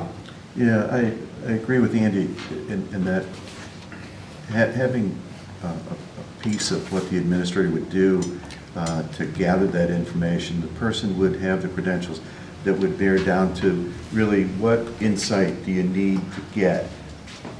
Assigning somebody to call up and get information, they can do that, but there may be other things that they could get, but they don't realize that.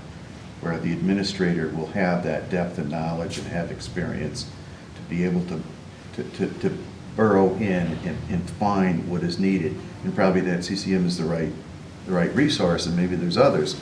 But we've been kind of lax at this, and we've, gone to these meetings now for a year and a half, and, there's always something that comes up that, well, what does another town do? And, how much do they spend? And, and it's a go get 'em at the moment kind of thing, where we should have some focus on that as an ongoing step of the process of governing the town of East Windsor.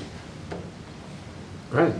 Coming back to a point Keith made about continuity, which is specifically what those roles are intended to provide, the second and third sentence of section 1, second and third line rather, says that the administrative officer shall serve for an indefinite term or such other term as determined by the Board of Selectmen. What does such other term as determined by the Board of Selectmen mean? Attorney DiCrescenzo. You don't have to. He pointed, I was just being Okay. funny. He knows the answer. So. All right. It gives the Board of Selectmen the opportunity to hire this individual by contract for a set term of years, 4 years, 5 years, whatever, 3 years. It's either an indefinite term, which that individual then becomes a classified employee within a classified service, or if the Board of Selectmen doesn't want to do that, they can appoint this individual and offer an employment contract for a set term, at their discretion. So that leads to two questions. So this person would conceivably be a new employee in the supervisor's union. I don't think so. No. If they're in the classified service, I think that's what he was Well, saying. no, they could be classified non-bargaining. This would be confidential employee, I think that would be. 'Cause Like this- the treasurer.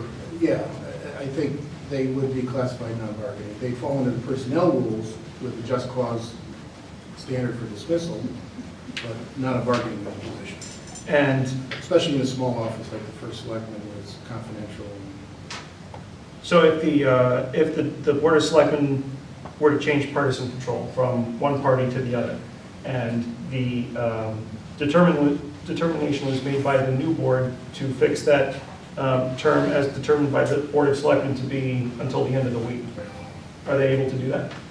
No, because if this individual were appointed to an indefinite term, the incoming Board of Selectmen would not have the opportunity to transform it into a term by contract. If the Board of Selectmen were to appoint this individual for a term of 2 years, commensurate with their term, then yes, they could do that. Okay, so this is a one-off. We make this decision one time at the outset, and then we live with it. Well, unless it's a contract, and then you go contract to contract.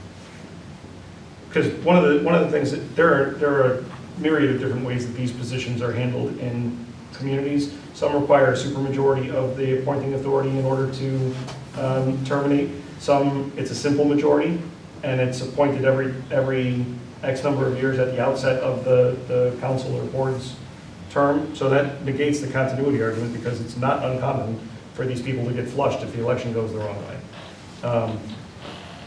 I would now go to number 3 on this one, which says the compensation and benefits of the administrative officer shall be fixed by the Board of Selectmen and shall not be decreased except at the beginning of a fiscal year of the town by a vote of the Board of Selectmen taken at least 1 month prior to that date. Why in the world would we include a provision that allows us to lessen the compensation? Wouldn't that, we become a training ground at that point, where as soon as somebody is able to check off that they've got X number of years to move on to the bigger, better town, they're out if they don't have any surety there. Go ahead, Keith. Well, I think you want it individualized, so if you want to hire somebody who has lesser skills, if it was a replacement, you want to be able to offer a different salary. And so this is fixing it for the position, not fixing it for the individual, as I read it. So this says, that's one option. You also talked about there could be change in, by agreement, there could be a change in the nature of the job or some aspect of it. But I think this is intended that you can't just unilaterally say, this is to prevent the board from just suddenly saying, we're going to cut your salary, right? Instead of firing. This is the Simsbury example. instead of, well, I don't know, instead of firing you, we're gonna cut your salary to force the person out, right, or to punish them, and this prevents that. So this is supposed to be at the fiscal, determination of the fiscal year. So it's supposed to be, it's a different purpose. But also, I think it's intended to cover a change in the personnel. And your point about this concept of continuity, I mean, same thing, the town treasurer could be changed, right? Even though she's doing a great job. And then a new board could come in for political reasons and say we want to change it. So I think the language was intended that we could do it by contract or for an indefinite term. And this is standard language around this. It's the same language that would apply to other officers in the town. There was nothing particular about this position in terms of hiring or firing or anything other than just to make it consistent with the way we treat other town officers. It just seems to me to be so much cleaner just to do it by contract. It could be. So maybe the first board of selectmen says, this is our policy. We want to do it by contract. This is the terms and conditions. This is how we can fire you if we don't like you. This is what we have to demonstrate, right, versus good cause. And then they establish that, and then they set a term. I mean, that's a policy decision, perhaps, instead of a charter decision. This is one of the things we talked about in power to overrule, that if you had a favorite town administrator and a new political group comes in and says, you're out of here, they could be overruled. Or if it's a treasurer, you're out of here, we can overrule. That's a decision that the Board of Selectmen has made, and we can be able to reverse that. Following up on this, and I'm not clear on this as a point. If their decision was made by the Board of Selectmen to terminate this employee, and there was some cause, not criminal, but justifying termination, are we allowed to disclose that? Or are we prohibited? So does the terminated employee have any protections as to the circumstances that led to the termination? Yes, they do. So in that case, I mean, I'm just speaking from my own belief. They have a right to due process, and I think they have a right to. Yeah, I don't, A watermill, you know. Right, exactly. So can you give me an example of one of those terminable offenses? Because it's going to get to my next question, which I think is important. theft, they're accused of theft. Theft is criminal. How about sitting there and putting pornography all day long on your computer? Good one, okay. That's probably illegal too, but, so, Gambling in the office? we'll say gross negligence. All right. The board is made aware that this employee is, or any employee, coming back to that overrule question, but this employee is grossly negligent in the performance of their duties, and the board makes the decision to terminate them. Do we publicly air that it's termination due to gross negligence, or is there some protection there? They are. They have a right to a hearing. They can have it in executive session. They have a right to ask that it be public. FOI controls that. Right, exactly. As well as the personnel rules. And because this is a just cause standard employee, I think the watermill process would also come into play, where they would have a right to a hearing, representation. And my understanding is that the taking of facts at those proceedings is done in executive session, but the discussion leading to the vote on whatever the board would do is done in public session. Okay, so it's conceivable then that this employee or any other personnel action undertaken by the board could have information that they are not able to share with the public, but the public could overturn the decision of that board without having all of the information available. No, because ultimately, after the decision is made, the personnel file would fall under the so-called Perkins rule. I don't know the Perkins rule. Perkins rule and FOI is a balancing act for personnel rules. If the public need to know outweighs the invasion of personal privacy, then it's made public. Anything, and you can go back 20 years in FOI decision, anything that relates to performance in the job is clearly disclosable. So It is it disclosable. is disclosable. Yeah. What's not disclosable is, personal issues that have nothing to do with job performance. Medical issues. Medical issues, some superseding need to keep it private, like HIPAA or FERPA or. But that's Okay. true, isn't that true? Well, wait a minute now. I'm Wait a sorry. minute. I think, I would like to see how many people, and I know, Jason, you're pulling apart the sentences, asking good questions, because maybe this language needs a little more clarification. But how many people on the board would want a town administrator if the language here was of your liking? Should we put it on the ballot for this charter change? Should we put something about a town administrator? You looking for a I'll show go. of hands? Yeah, you can raise your hand, or we can go individually. Steve, what do you say? Yeah. No. Yes. Okay, and why do you say no? I think this town isn't really the appropriate size for that, where you typically see it. Typically, there are smaller communities or larger communities. There's a dead zone in between about 10 and 20 or 25,000 people where you don't typically see that form of government used. It is oftentimes used in very small communities, like, for example, it would not be uncommon in Union, which has a population of about 1,000 people. That's not uncommon at all to see it there. And then you get into towns in size comparable to, we'll say, Enfield, and it is more common there.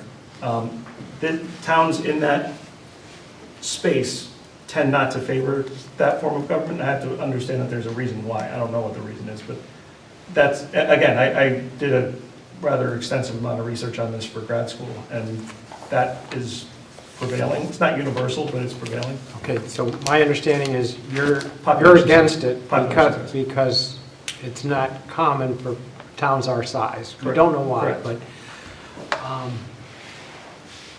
interesting. I can bring the articles if you want. I passed them out once before. I don't think anybody at all read them. I think somebody would. Did you read it? Yeah, I read all of them, took me forever. Yeah, welcome to my life.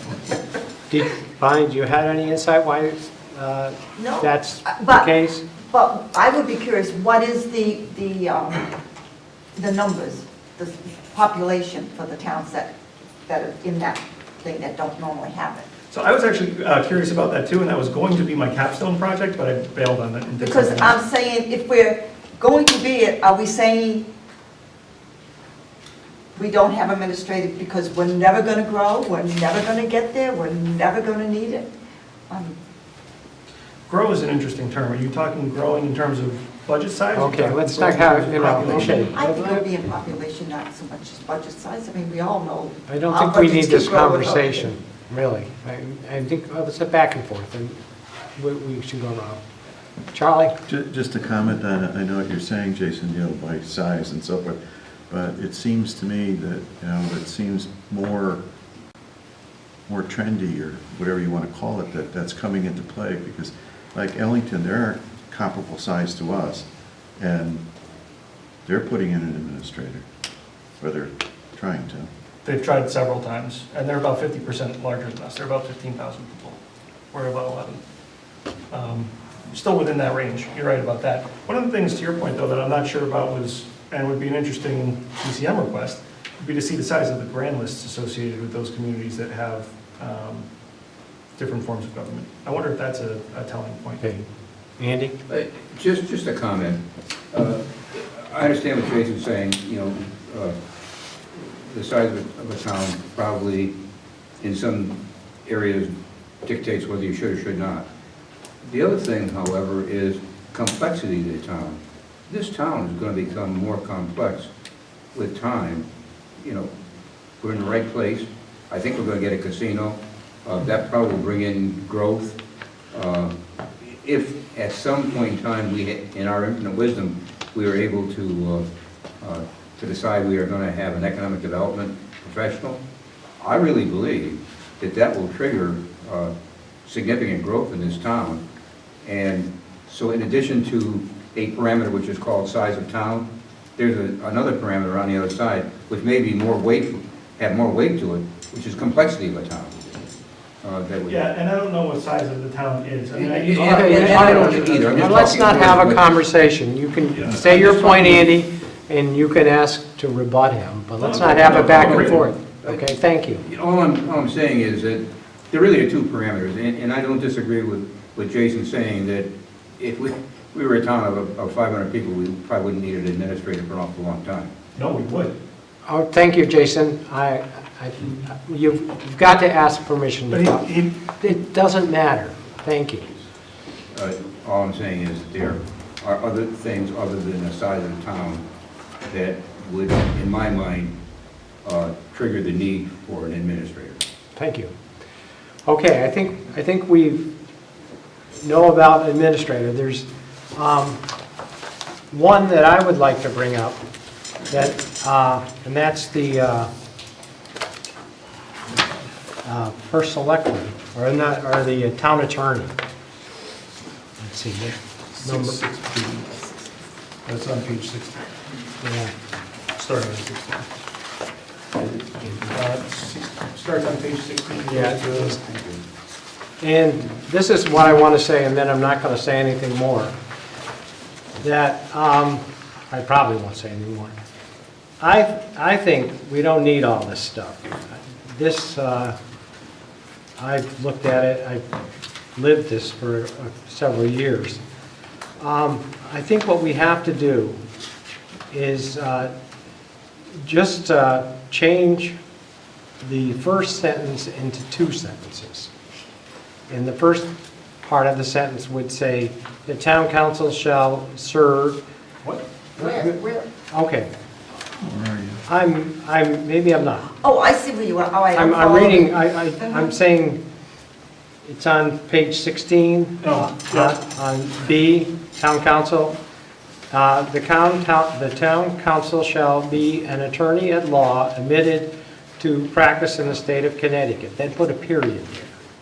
And then say, the town council shall serve at the pleasure of both the Board of Selectmen and the First Selectman, and shall be approved by the Board of Selectmen and the First Selectman. I think if you make that one sentence two, you don't need anything else in here. I'd be quite satisfied with that. What if they don't agree? That's a problem we've had. As I remember, the three of the Board of Selectmen thought there was only one lawyer in the state of Connecticut that would be good enough. That's not true. There's hundreds of lawyers. No offense, Bob. But to have... They're all at the bottom of the scene. To have a lawyer and a first selectman that don't work together is really hurting this town. It's something that should not be allowed to happen. And so I think if the Board of Selectmen and the First Selectman agree on an attorney, then that attorney can be appointed. The Board of Selectmen can choose many attorneys and say, which one do you want? And that would be fine, or vice versa. The First Selectman said, which one of these 7 attorneys? And we interview them. But to have a conflict between the First Selectman and the town attorney is very unproductive. Yes? In the change section here, this part I think should stay. About midway down, right side, says the initial appointment of a firm or individual attorney shall be through a request for proposal process. Okay. I think we should retain that because I found that to be very good when we went through that process and met with a good number of law firms, and you really had different feels about different law firms and expertise. And so I think to put that in the print here, to require that, rather than, well, my cousin's uncle, he's a good attorney. Yeah. Put him on. Yes. Isn't your cousin's uncle your father? Yes, Figured that out. same one. Didn't have to write it down. Hey, Bob, Yes. I think the point about the term of appointment being coterminous with the term of the selectman, I think is important. That's what allows you to change attorneys No, because what I said is, it serves at the pleasure of both the first selectman and the board of selectmen. So if either the board of selectmen, So would you give him a contract for 3 or 4 years? no, I don't think, Would there be a contract? I guess there is. There is, it's called an engagement letter. Yeah, and usually I think an attorney would be given 60 days notice. You can maybe talk about that. Bob, how would, what, Well, the rules of professional conduct do not allow an attorney to force a client to work with the attorney, essentially. And the contract is an engagement letter, is typically the term that's used. But it's our opinion that every attorney works at the will of the client. They have no authority to do anything except at the direction of the client. And in that vein, you know, it's discretionary how you want this to read, but I think the sentences that start with, except as otherwise provided by law, he or she shall appear to protect the rights of the town, and then what follows is important language to have in here, because that establishes that this attorney or firm is the town attorney and is the legal advisor of the town. Without that, you could have any number of attorneys offering conflicting opinions, and there's no resolution to give a legal opinion. I think it's important to say this chosen firm or individual is the town attorney, and all other attorneys are chosen for, you know, their specialized knowledge of bonding or labor or whatever, police matters, or, but there has to be like something in the charter that says there is a single legal counsel for the town. Because when a town attorney issues an opinion, that opinion really carries no weight in the absence of a charter section that says the written opinion of the town attorney shall be final. You need that. And if you don't like the opinion of the town attorney, then you gotta get rid of that one and get a new one. Oh, you don't go opinion shopping, that's terrible. no, but does that say, does it not say that in our current? Oh, no, it doesn't occur. My understanding of your proposed change was to just skinny it down to like a couple sentences, and I may have misunderstood that. No. But the current language says that in 2, and 3, and 4, and 5, and every town attorney section, every charter I've ever looked at has those elements to it. That's all I'm saying. Yeah. That Also, should be in the charter. All the other stuff is really Yeah. up to you. Yeah. So where do we stand on this? Are we keeping the existing language? Well, Are we I think keeping we the go proposed back language? to, This is going to absolutely be a discussion point for another time. yeah, and I think all this is. That's why I'd like each of you to send me the changes that really are meaningful to you, that you want to see, and how we can improve the language in this, and I'll compile those and pass them out, send them out, and then when we can get together again and talk about what, you know, our next steps are. So I understand what you're saying. Are we working principally for this question off of the existing red line language, which is largely, I think, what you suggested, or the language that was presented? Just so I know. I would suggest we work off the, you call it red line, but that's the existing charter language. Right. Yeah, and that's what I think we should, in this case, we should. So more specifically, do you want recommendations based on page 16 or page 17? I think if I'm understanding you right, you want us to work on On page 16. 16, yes.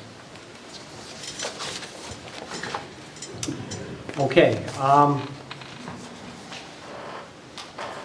What ones haven't we talked about? Oh, we talked about town administrator. We haven't done anything in B. Okay. Oh, yeah, and have we done all the rest? Even to 8.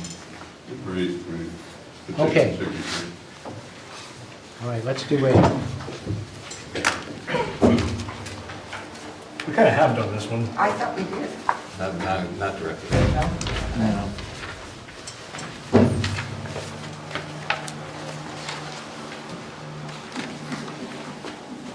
Have we got a page number? Page 48. So again, what caused this change, it's 49 actually, it's, the new language is in C. What caused this change to be recommended? And that's a question. John? Well, the current language requires 200 signatures, and in some cases, in a very short period of time, between the time that a petition for town meeting comes in to the time that you've actually set the town meeting. That could be as few as 6 days, as we saw recently. So if you look back historically, it's almost never happened that somebody has come in with a 200 signature petition in that period of time to move a town meeting to an adjourned town meeting. So we just thought, in order to involve more voters, get them more involved, make it a little bit easier for them to counter what a town meeting petition has asked for. So this reduces the number to 150 from 200, or 2% as the town grows. And the time frame has been increased. See if I can find that. That's more than, almost 4, more than, So it's not less than 7, no more than 14 days. right. It's about halfway down. First sentence, maybe. First word in the sentence. So it's still pretty challenging. This makes it a little bit easier. I'm sorry, could you say the last part again? It's still very challenging because it's a relatively short period of time to acquire those signatures, but instead of 200, it's 150. And we had this question in front of us a number of times, and we were as low as 75. And that recently settled on 150. Be consistent with the 150 that we use in other places. I'm perfectly happy to be consistent in that as well at 200. Leave it at 200, but we've never seen a successful petition for referendum in a 6-day time frame.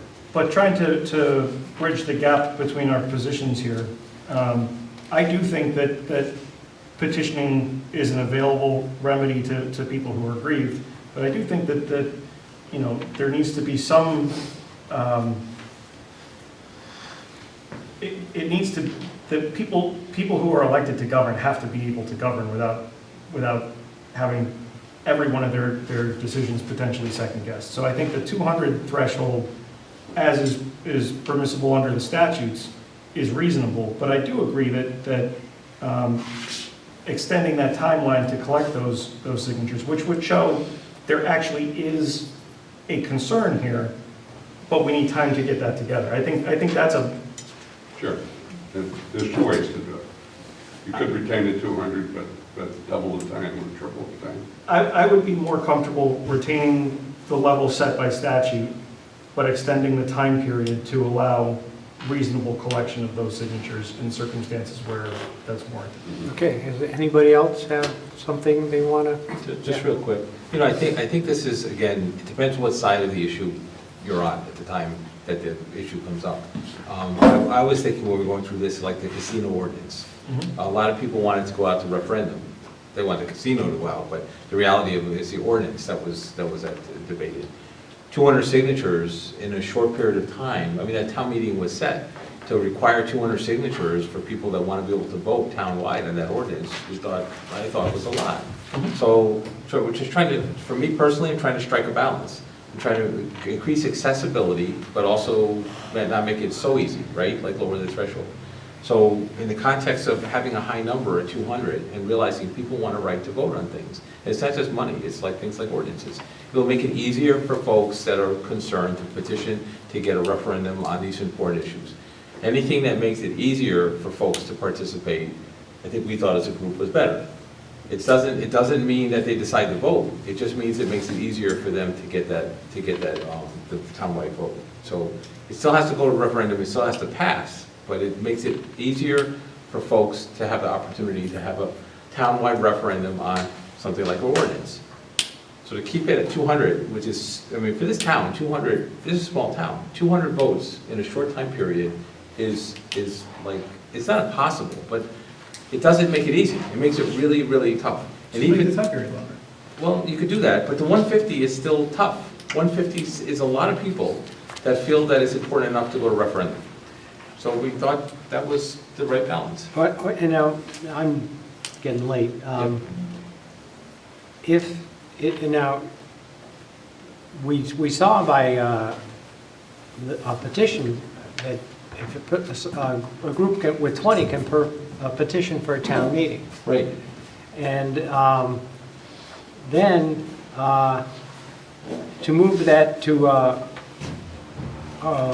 referendum, wouldn't you have to do that at the town meeting? No, you can do it by petition, and you don't have to bring in those people at the town meeting. You can petition, you can do this process and get the petition that would automatically adjourn it to town meeting.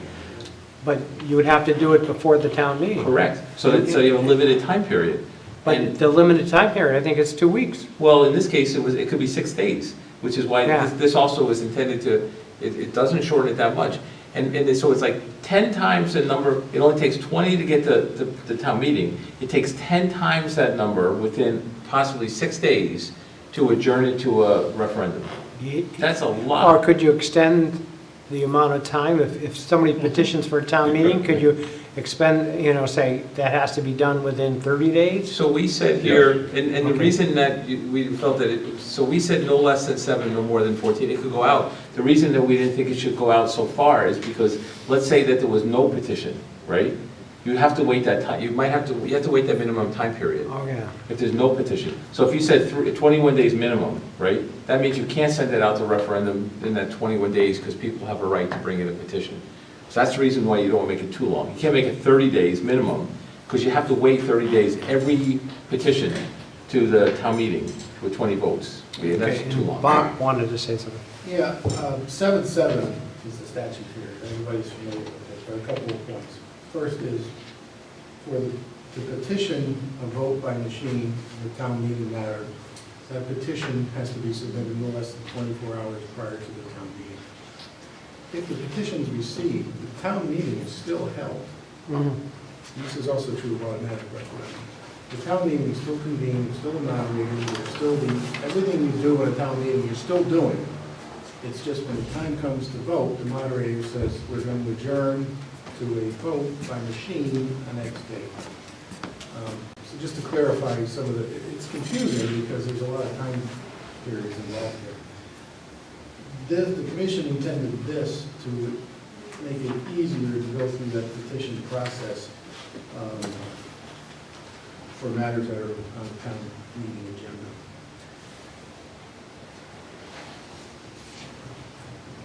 Okay, so now, these are, to me, these are the hard ones. The police department and the financial general provisions, maybe we'll go through those last. I mean, now, we might as well we'll do the police last. So, number 6, E3. I'm sorry, before did we do 10? Yes. We did, okay. We're on page 34. I don't think you I have did the that. word good on it. Okay, we didn't do 10, maybe. I checked it off. Yeah, well, I wrote good, so I think There Jason was made. discussion on. Oh, yeah. Yeah. Jason said it was good. Yes. Wait a minute. Did I? Yes, that's why I wrote the word good. That was a $50,000. No, that was not this one. Okay. 8.6, we said, you said you could. 8.6 was not this is not what we talked about. Can we do 8.6, Bob? Okay. 8.6 talks about I guess now the finance director, or the director, whatever the title is, having veto power over a narrative justification set forth by the Board of Finance on supplementary appropriations. You talking 83 or? I'm talking 8.6. Page 43. So the last sentence of 8.6 is supplemental appropriations. 8.6, I'm on page 43 at the bottom. The new language start, well, I can read the whole thing if you want, but I really have a question about a term used in the last sentence of 8.6b. And I had asked Attorney DiCrescenzo if I could. Can you define non-compliant in this context? So the sentence, just for everybody else, the sentence reads, if the finance director treasurer rejects the narrative as non-compliant with this section, such non-compliance shall result in denial of any requested supplemental appropriation. What does non-compliant mean? Well, the previous sentence says the narrative shall include about 5 things. One is the review of the rationale and need for the special appropriation. 2, documentation of cost estimates. 3, discussion of budget alternatives. And a program for the current year program, and the projection of the program for the ensuing fiscal year, ensuing budget year. So the finance director is the gatekeeper, as the commission envisions it. The finance director is the gatekeeper of that narrative. Without that narrative, the supplemental appropriation can't go forward and can't be approved. It would be up to the finance director to certify that that narrative met the standards of the charter. Minimum standards of the charter. So if the planning department comes forward and asks for a supplemental appropriation to hire an economic development person, and the Board of Finance acquiesces to that request, but the planner fails to provide cost estimates for healthcare benefits for the supporting the family members of the potential economic development coordinator. The finance director effectively under this has veto power over the approval, the request from the department and the approval from the Board of Finance. If you look at the sentence, the first sentence, narrative justification shall be submitted by the requesting department as approved by the finance director to the Board of Finance. And then the next sentence describes what that narrative has to include. The last sentence says if it doesn't include that, it can't be approved. In other words, there are, let's call them 3 essential elements of that narrative. The finance director is under the commission's vision for this. The finance director is the one that says this narrative meets the requirements of the charter and therefore it can be acted upon. Okay, so It's a way of mandating a certain level of information to support a supplemental appropriation to the intent of the commission. So I think I understand what you're saying. If there's a town department that wants a supplemental appropriation, the finance director, what's the title of that person? Is it the finance director? The finance director has to aggregate those 3 items before the finance director presents that as a request to the Board of Finance. As the commission can chime in here, but that was the intention. Yeah. So this, you'll see this under a category called increased transparency. We're just trying to get better definition of what these requests are. And that somebody has to check the box to say, yes, it's been done, the work's been done. So Not that the treasurer would pass on the merits of it. The treasurer would simply say that the narrative is adequate to describe it and find alternatives, et cetera. but if that information, I understand your point. Okay. If that information is required to be submitted to the finance director by the requesting department Yeah. prior to submission to the Board of Finance, Right. doesn't that make this last sentence unnecessary? Because it already had to happen to get to the Board of Finance. So the Board of Finance can't act on something that hasn't properly come before them. Am I confusing the matter? Want me to respond? Yeah, go ahead. Okay. Currently, the request could go to the Board of Finance. And the finance director could say, I'm not happy, I don't think this is ready, I'm not saying this would happen, or did happen, or whatever. I'm not prepared to endorse this request for supplemental appropriation. I don't think the information is sufficient to make an informed judgment as to the financial impact of this point. The Board of Finance today would be perfectly within their power to say, thank you very much, Finance Director, we think is more than adequate and pass the appropriation. Isn't that really a policy consideration? It absolutely is, but the Charter Commission wanted to write something in the charter to require a minimum standard of information to go not only to the Board of Finance, but to the public, so they could have some sense of where this all comes from, how much it costs, what's the out-year cost, and all that. Absolutely is a policy judgment. They made a judgment that that policy and judgment should have some minimum standards to it, and that's why this was put in. See, from a philosophical perspective, I very much don't like having professional staff weigh in on policy questions and policymakers weigh in on technical matters. That often leads to problems. And we've seen it happen here over my 12 years often, where paid staff will actually debate the merits of a policy question that isn't their purview to be debating. For example, should we or should we not spend $400,000 or $500,000 on road improvements? That is absolutely a policy determination that is beyond the purview of what technical staff, professional staff ought to be opining on. And I think this codifies a staff person opining on policy questions. And I didn't think that until we had this conversation, but now that we're articulating it aloud, this is really bad.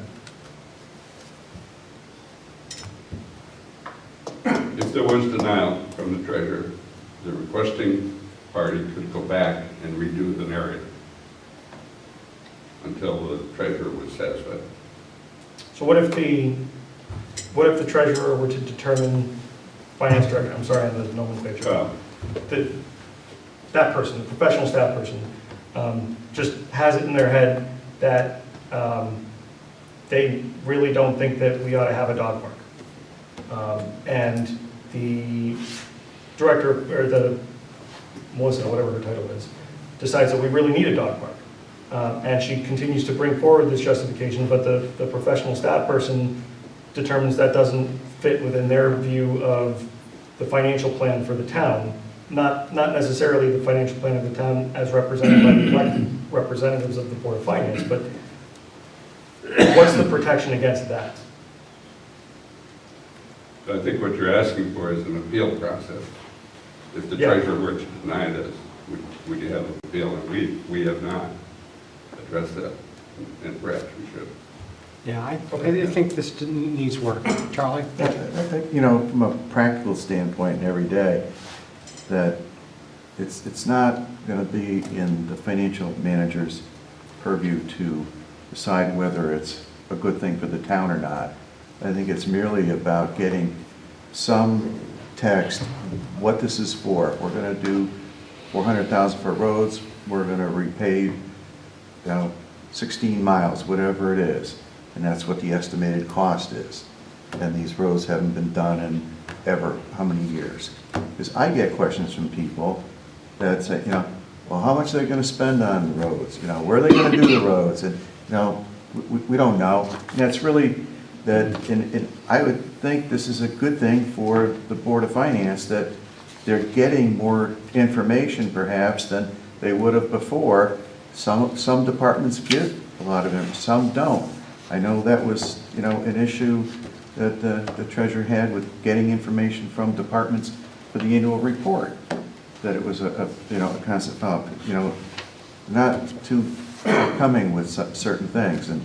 But I think for this part, just to know, it's not getting a detailed plan, but it's getting, an idea of what this is for.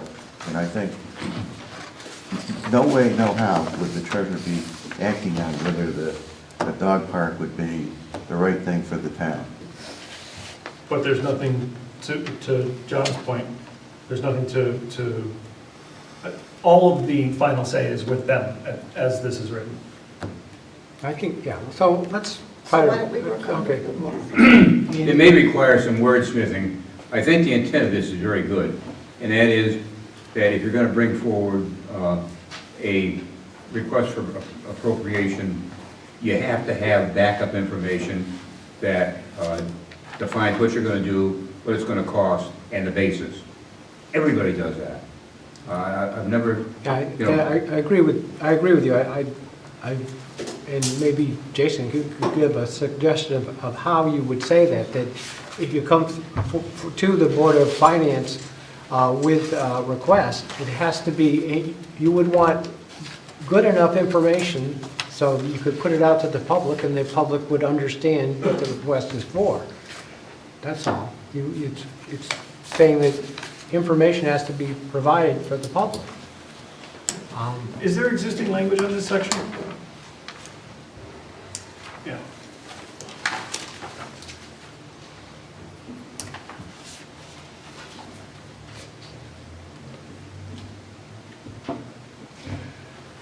So, in the existing language, in B, I'm going to read the whole thing because it's the first sentence. Upon request of any office, board, commission, or similar body that additional funds in excess of what had been provided in the approved annual budget, or if funds are required for which no provision was made in the budget, the Board of Finance, after inquiry into and review of the request, may approve any one or more appropriations not to exceed $20,000. So,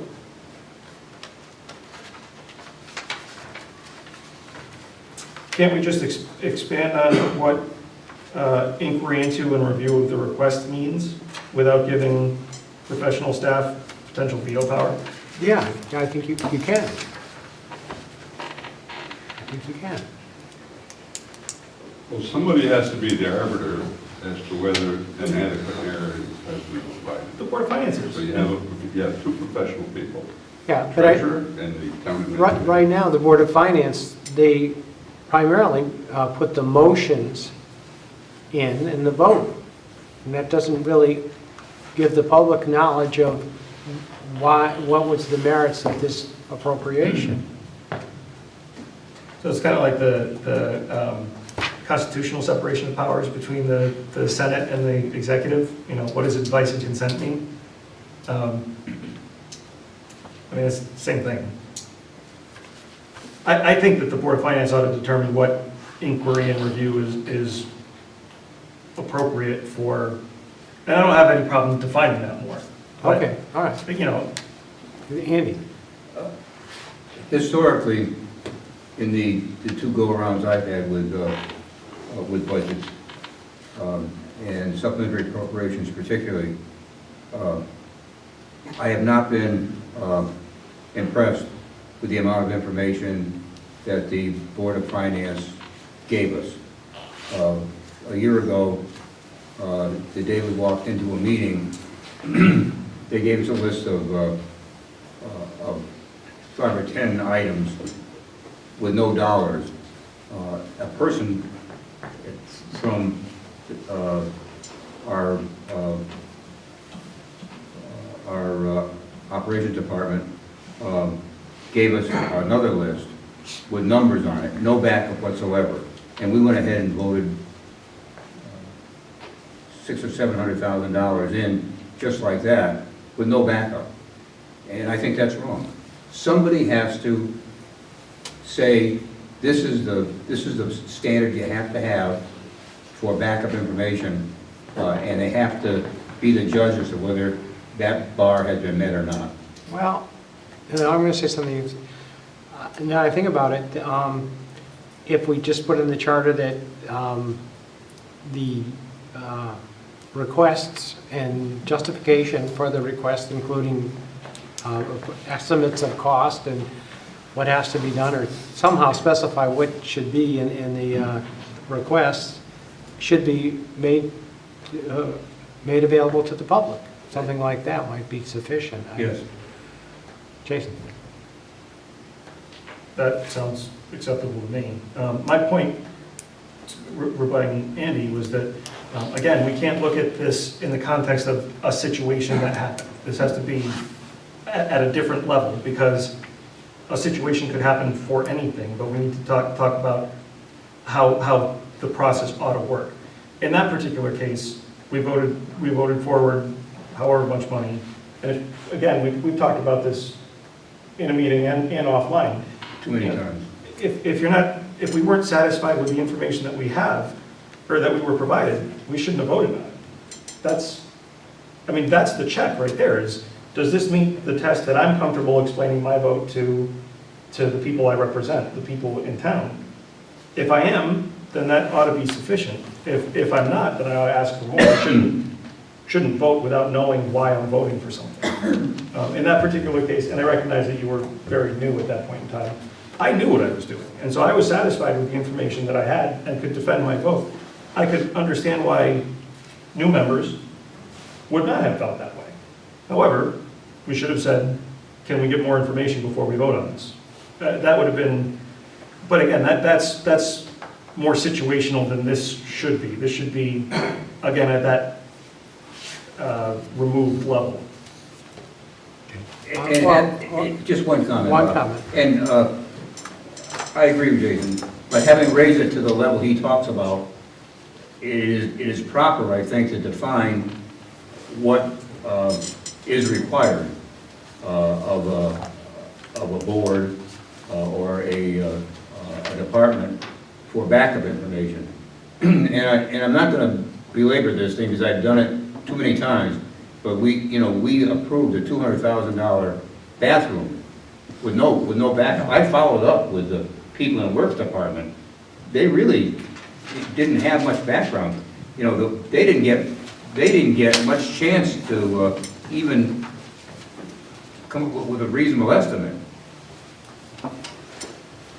Yeah, I think, go ahead. Just one quick thing. I think by having it in there as to, it goes and flushes through the professional, the treasurer's office, the finance director, is because then the departments will know what the expectation is. It'll be uniform, so that when it does, she looks at, yeah, there's enough here, so it describes what it is that they want to do, and you move it on. I think if you don't do that, I just don't think we'll ever get to, we'll be asking again for information. I know that, in another town, that in their budget book, when they put that together, that they have commentary on every increase and commentary on every decrease and why that's occurring, and which makes sense. And I think this is not a big deal to the finance director or to the departments, is giving them a clear path. This is how you get it. One of those suggestions is a Okay. discussion of, Right. one of the criteria is a discussion of budget alternatives for the current budget year. My solution would be take it out of your money. Let's move on. This needs work. Yeah, it does. I'm saying that we haven't done, like you say, Part A or Part B. I think we ought to kind of wrap things up right now and move along to the next agenda item. So, There's only 3 left. well, how long do you want to stay here? I'm going to be really jammed up until after the 5th. I can't get out of work. So if we're going to have another special meeting, I'd either ask that it be after that or we finish tonight.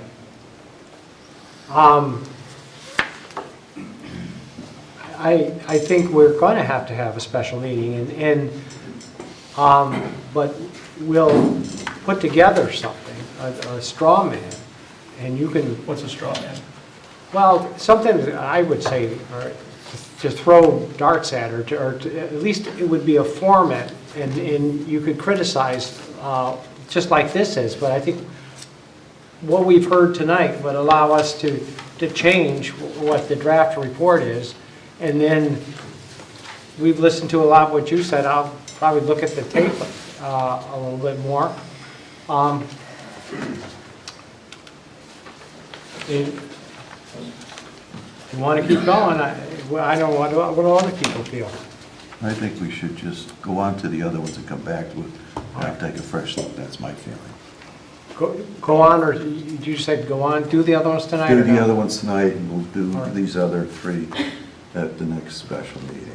I was kind of saying, all right. Anything else? Bob?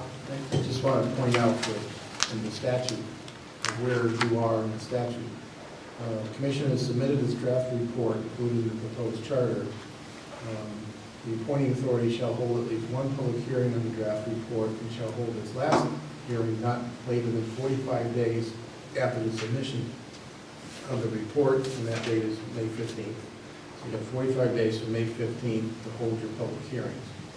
Not later than 15 days after the last hearing, the appointing authority shall make recommendations to the commission for such changes in the draft report as it deems desirable. So your document is a series of recommendations to the commission. You know, you've talked a lot about what those may be, but it's, you know, we recommend you change the following for these reasons, and it's like a narrative recommendation to the commission on how to change their draft report. It goes back to them, they consider it, either accept the recommendations or they don't, and then they send it back to you as the final report, and then you make your decision what happens next. So you're saying we have 45 days from May 15th? You have To hold a 40 public hearing. To complete your public hearings, and then you have 15 days beyond that to submit your recommendations to the commission. So you have, July let's call it 15th. July 15th, to get your recommendations back to the commission. I don't want you to think you've got to finish it before Memorial Day, whatever. It's So we have July time. 15th. You have time, but if you're trying to get this to referendum in November, Secretary of State says you've got to have your questions ready 61 days prior, or set up a different machine. They don't tell you about that, but that's the way it works. If you're going to have it on the election machine, it's 61 days. So that's, call that September 1st. Yeah, September 10th. September 1st. So you've got to give the commission enough time to consider your recommendations and prepare their final report back to you. See, these are not in the form of questions with the voters. So these have to be converted into Right. questions. So there's still a lot of work to do. Yeah. So if you use all of this 45 days plus 15, 60, it's really going to squeeze. We'll be down Yeah. to 40 days or so. I think, Remaining. I think we, the Board of Selectmen, can almost make the questions up. I think, well, I'm not saying we will, but I'm thinking we'll be that close when we give you the stuff. If you say, That's their charge, isn't it? yeah, but I mean, I can, Well, they can make suggestions. I mean, some of it's pretty obvious what the question would be. Well, we're going to ask council to help us. Yeah. Well, I think the questions come in after the final report, because if you do the questions too early, you just have to change it. Well, but the question would be close enough, like, do you want to change the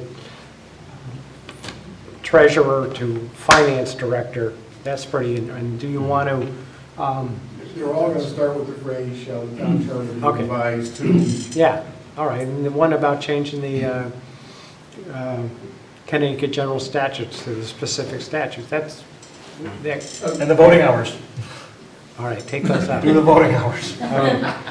Can we provide this information to the commission incrementally? Sure we can.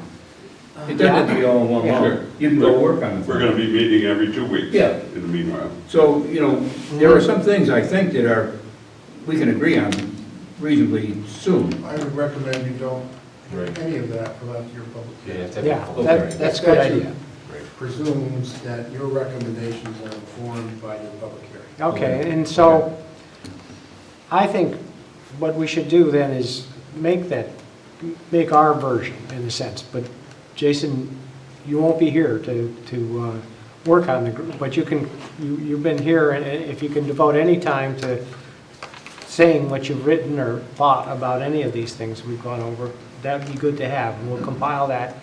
And then, if you're saying June 5th, Yeah, I'm free, I'm a free man after that. okay, and June 6th is our Board of Selectmen Yep. meeting. Yeah. Go ahead. Other thing is, I want to make it clear, I'm your resource as well. I'm not just the commission's resource. Right, yes. I'm available to the Board of Selectmen for whatever you need me for, you know, because I'm completely neutral as to what gets passed back and forth between the commission and the board. So I don't want you to think you have to do this without my assistance to the extent you may need my assistance. So, thinking that now, we'll have to have the, well, I'm not sure how long it would take, but hopefully after you free up, maybe after the, get back to the calendar, what do you do? Well, on the 6th. Well, the 6th, we can do something, but maybe in the week of the 10th of June, in that timeframe, we can have our public hearing. What if you scheduled a meeting for earlier on the 6th? A public hearing?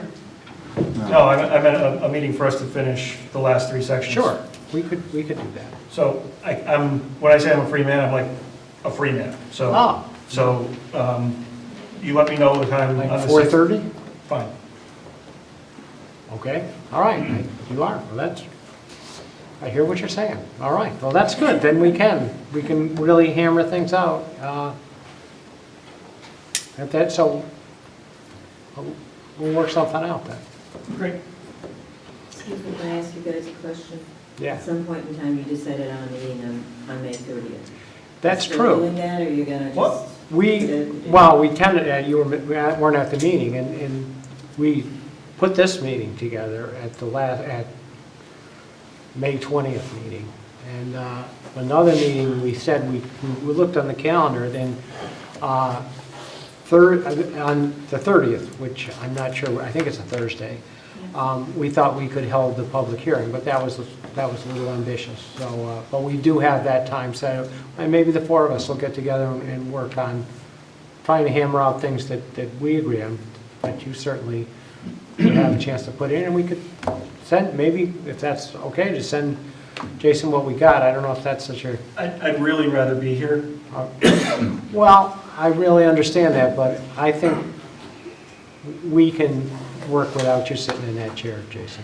I think the reality is, if I'm not here for that, any suggestion I put forward is going to be voted down 4-1. No. We're listening to you, Jason. I know. And we're intelligent people, and we can do a fairly good job. And we're going to open it up for you, and we're going to listen to you, and we're going to change it. We might not take everything you say, but we're not going to take everything everybody else says either. So I think some of your things are going to get voted down. Some of my things are going to get voted down. We're all going to have to compromise. So on the 6th, we're going to meet early then at 4:30? If that's okay with And then everybody. Maybe we can, I don't know, maybe you can, with the regular Board of Selectmen meeting agenda, to shorten that, not do everything that you normally do, that can wait to the next meeting. Right. So that we could paste into that time frame to get it done. Does that make sense? I would be fine with that. But I don't want to just gather up these papers and do nothing until June 6th. That's, We have everybody write down their thoughts and all right, circulate them through your office and put it in our packet. okay. And when does the packet go out? Two days before typically? Well, typically. but So we we need to get it to you by the end of next week? Okay, so, That's the Friday. Yeah. That gives you, that's ample time to get it in, get thoughts into the packet. all right. So you're saying the 31st or something? But I would like to, get it to me as soon as you can. And if you want to make a deadline, No, I was just trying to make sure it was convenient for your folks. okay, yeah, definitely get it to us. I would say if you can get it to us by the 30th, that's even better. Okay? Okay, I like Charlie's idea of shortening our next meeting and working this. okay. Oh, all right, well, I just No, thought shorter meeting. Yeah, it just in general, right? Because I think that, Jason's input is important. I agree. I So think we can I'm really accommodate that. sorry, I'm not here. Are you doing 5:30 or not? Because, I need to tell people ahead of time a little bit. Are we doing 5:30? Are you 4:30. gonna- 4:30. Are you going to do your meeting that you originally talked about on May 30th? No, Now you're going to put that Yeah. Okay. Okay. Somebody tell me a date and a time. Ask Jason, you need to ask Jason. June 6th at Karen tells 4:30. me what The it 30th is. is canceled. Time. Sorry. Thank you. All right, we're getting there. It's A done. little public participation there. Thank you. Sorry. All right, so are we all set? No, I'm not. What's the date? What's the time? Okay, and I think someone just said it. It's June 6th. June 6th at 4:30. Yeah. So we're gonna postpone this a week further out? Sure. Sounds like it. Not really, because I thought we're going to submit You say June. information, I believe the our last thoughts on what we Was discussed 6:30 tonight at to 4:30. Bob before that. June 30th, or June 6th May 30th. at 4:30.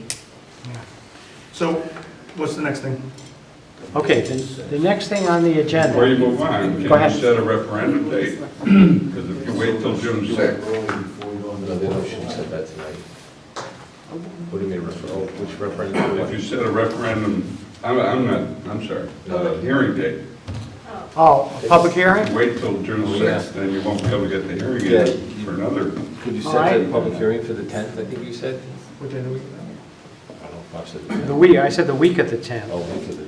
So I think, so if we do it, how about Thursday night, June 13th? Does that say anything up there? If you do that, you've got 15 days after that to do your response to the commission. Unless you hold another public hearing Right, 15 days after that. right. So anyway, you slice it, if we do a hearing on the week of the 10th, we could finalize a recommendation to the commission at our meeting on the 20th.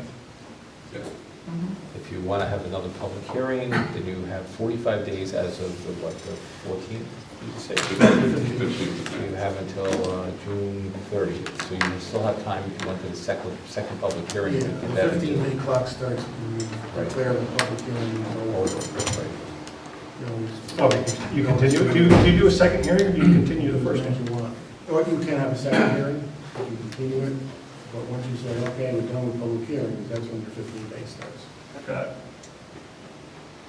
So you want to do it the 10th? The week of the 10th. The week of the 10th. You said I think the 3rd, so what day did you say? Well, 13th, I thought you said. Well, I thought, I looked at that calendar and we'll have to bump somebody if we're going to have the television. Is there any day that week that's free?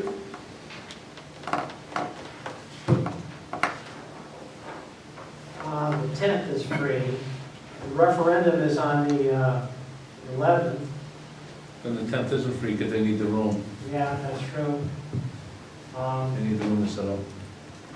Board of Finance will have to set up the mill rate, or they'll have to make a new budget. No, by that one, it would just be setting the mill rate. That's after the third one. You're right, you're So right. they could do that, and in fact, there have been years we did that in a hallway. Okay, Or you Well, could break we hearing could- and they can just sit and do it. yeah. okay, so Let's do the slide.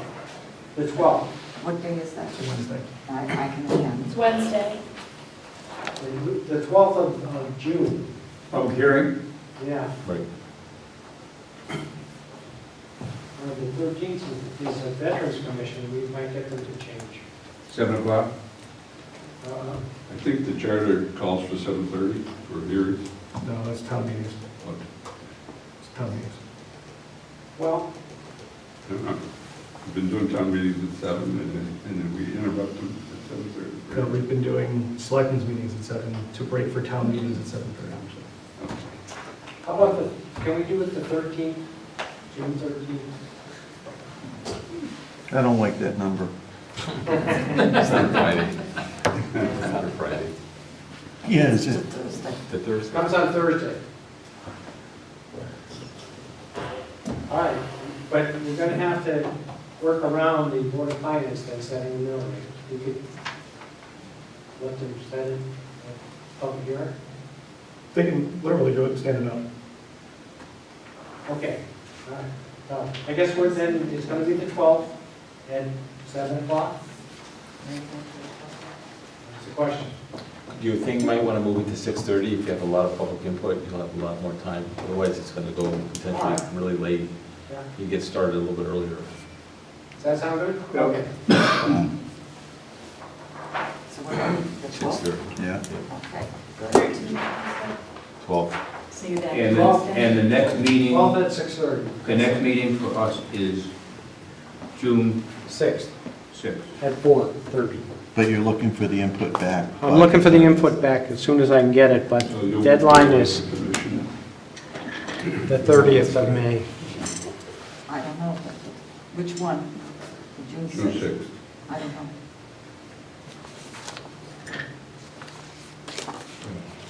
What do you guys think?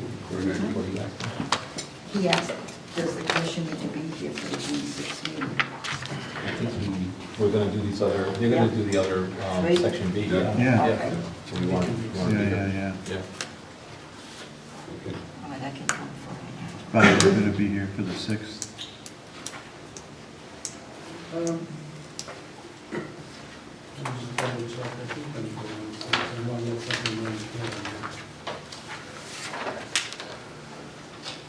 Yeah. Okay, good. Well, I have a question. We're now going to effectively wait until June 6th to work this problem out. As a group, yes. As a group. I think once I get as Jason said, we'll send out a packet, and I don't see any reason why I can't send out things as I get them. And so you'll have some time to look at what other people are saying. The only thing you can't do is comment on each other's comments. Yeah, so we can send out I can send out the information that I got. Yeah. And then on the 6th, you'd be better prepared to talk about it. And what's wrong with, at the thinning out, reducing the agenda for the next Board of Selectmen meeting and tackling it then? Nothing. Nothing. Why don't we- That's the plan. Huh? That's the plan. That's the plan. But we're going to start at 4:30, that's all. Okay. And then we'll have our regular meeting we'll start Okay. at 7. All right. All right. Okay. So can we move on to the next agenda item? Go ahead. All right. My question, it says, next agenda item, discuss and schedule, but I don't think it's scheduled Thanks, really. Bonnie. Discuss the referendum on the casino impact fund. And my question is, do you want to have the referendum in June, end of June, or do you want to wait till September? And that's our question. September. Okay. Why September? Well, we wanted to do it, I don't want to do it over the summer. Okay, fair enough. Okay. I think September would probably be best too. So if you guys don't mind, Jake, what do you think, Andy? You're talking about getting both ordinances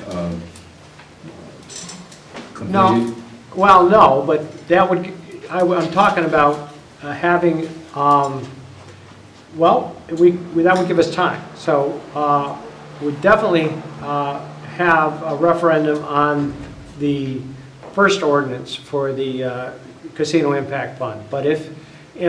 And when would you do that? That's what I'm saying, we do it in September. But if between now and then we can make the second ordinance up, we could put that in there on the vote also. I would sure like to have both of them done. If All right. we're going to wait until September, get them both done. Yeah. Okay, that's not a problem. You know, we have a decent start. Jason did some work, I did some work, Keith just sent something along by email, you know, that he took a shot at. So, you know, we've got to begin it, huh? Can I get a copy of that?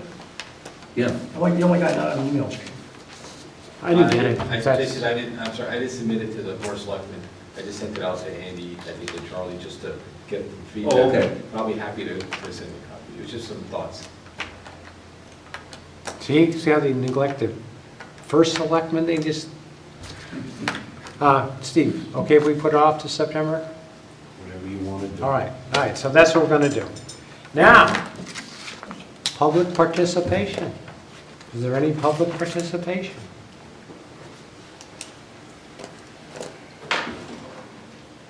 Thanks.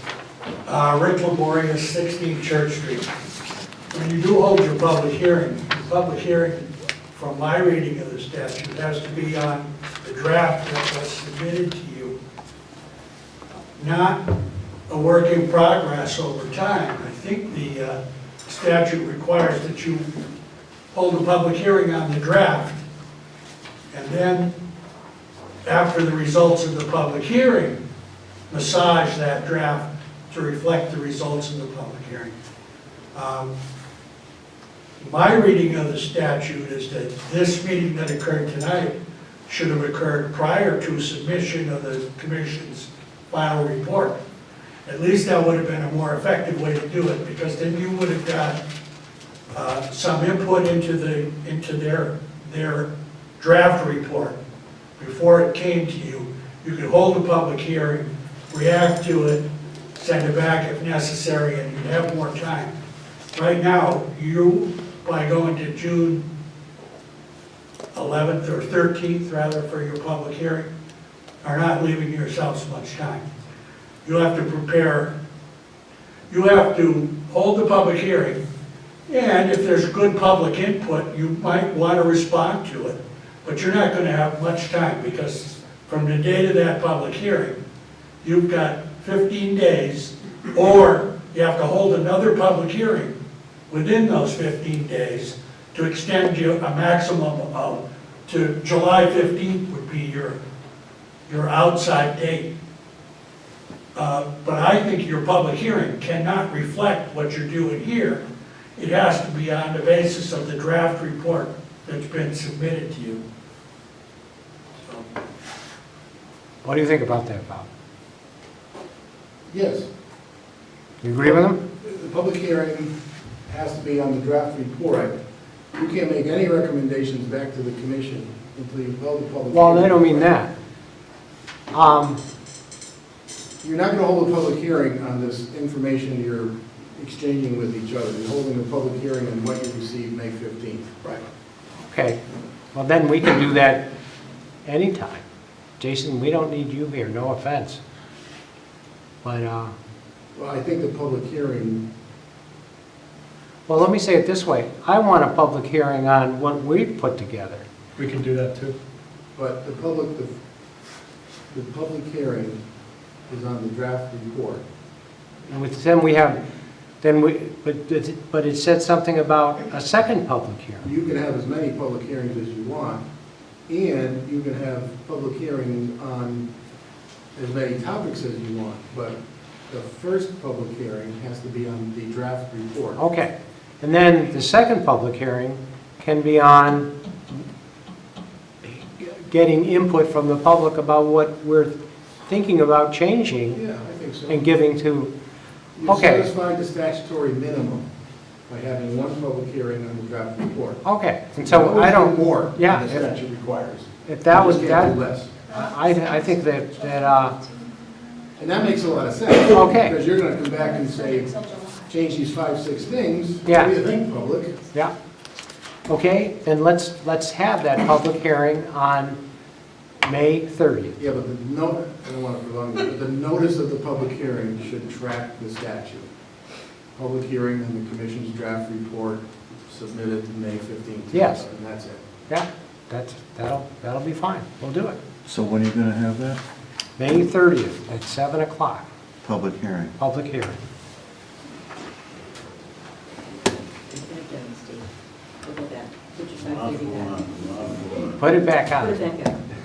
More public participation. Okay. Oh, no, we're gonna do it. We can skip tonight. Okay, we're not going to have an executive session, so I'll, Move to adjourn. is there a second? Second. All in favor? All right. Okay.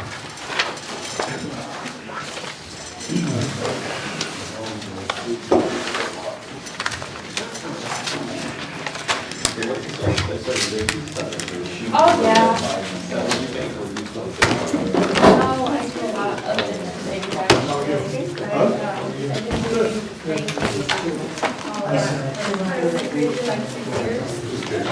Yeah,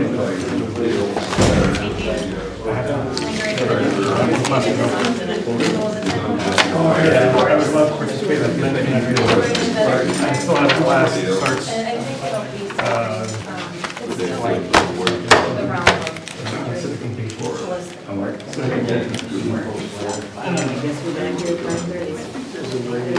And then you will have met your master's degree requirements. That's good. Yeah, you know, to be totally honest with you, time and finances permitting, I do it all. I really like good experience. Yeah, it's been real. I didn't want to, well, the UTC paid for it. Did his master. And I did a fair amount of work. Book the appointments an hour apart. Each one finished. Okay, Really? Oh, yeah.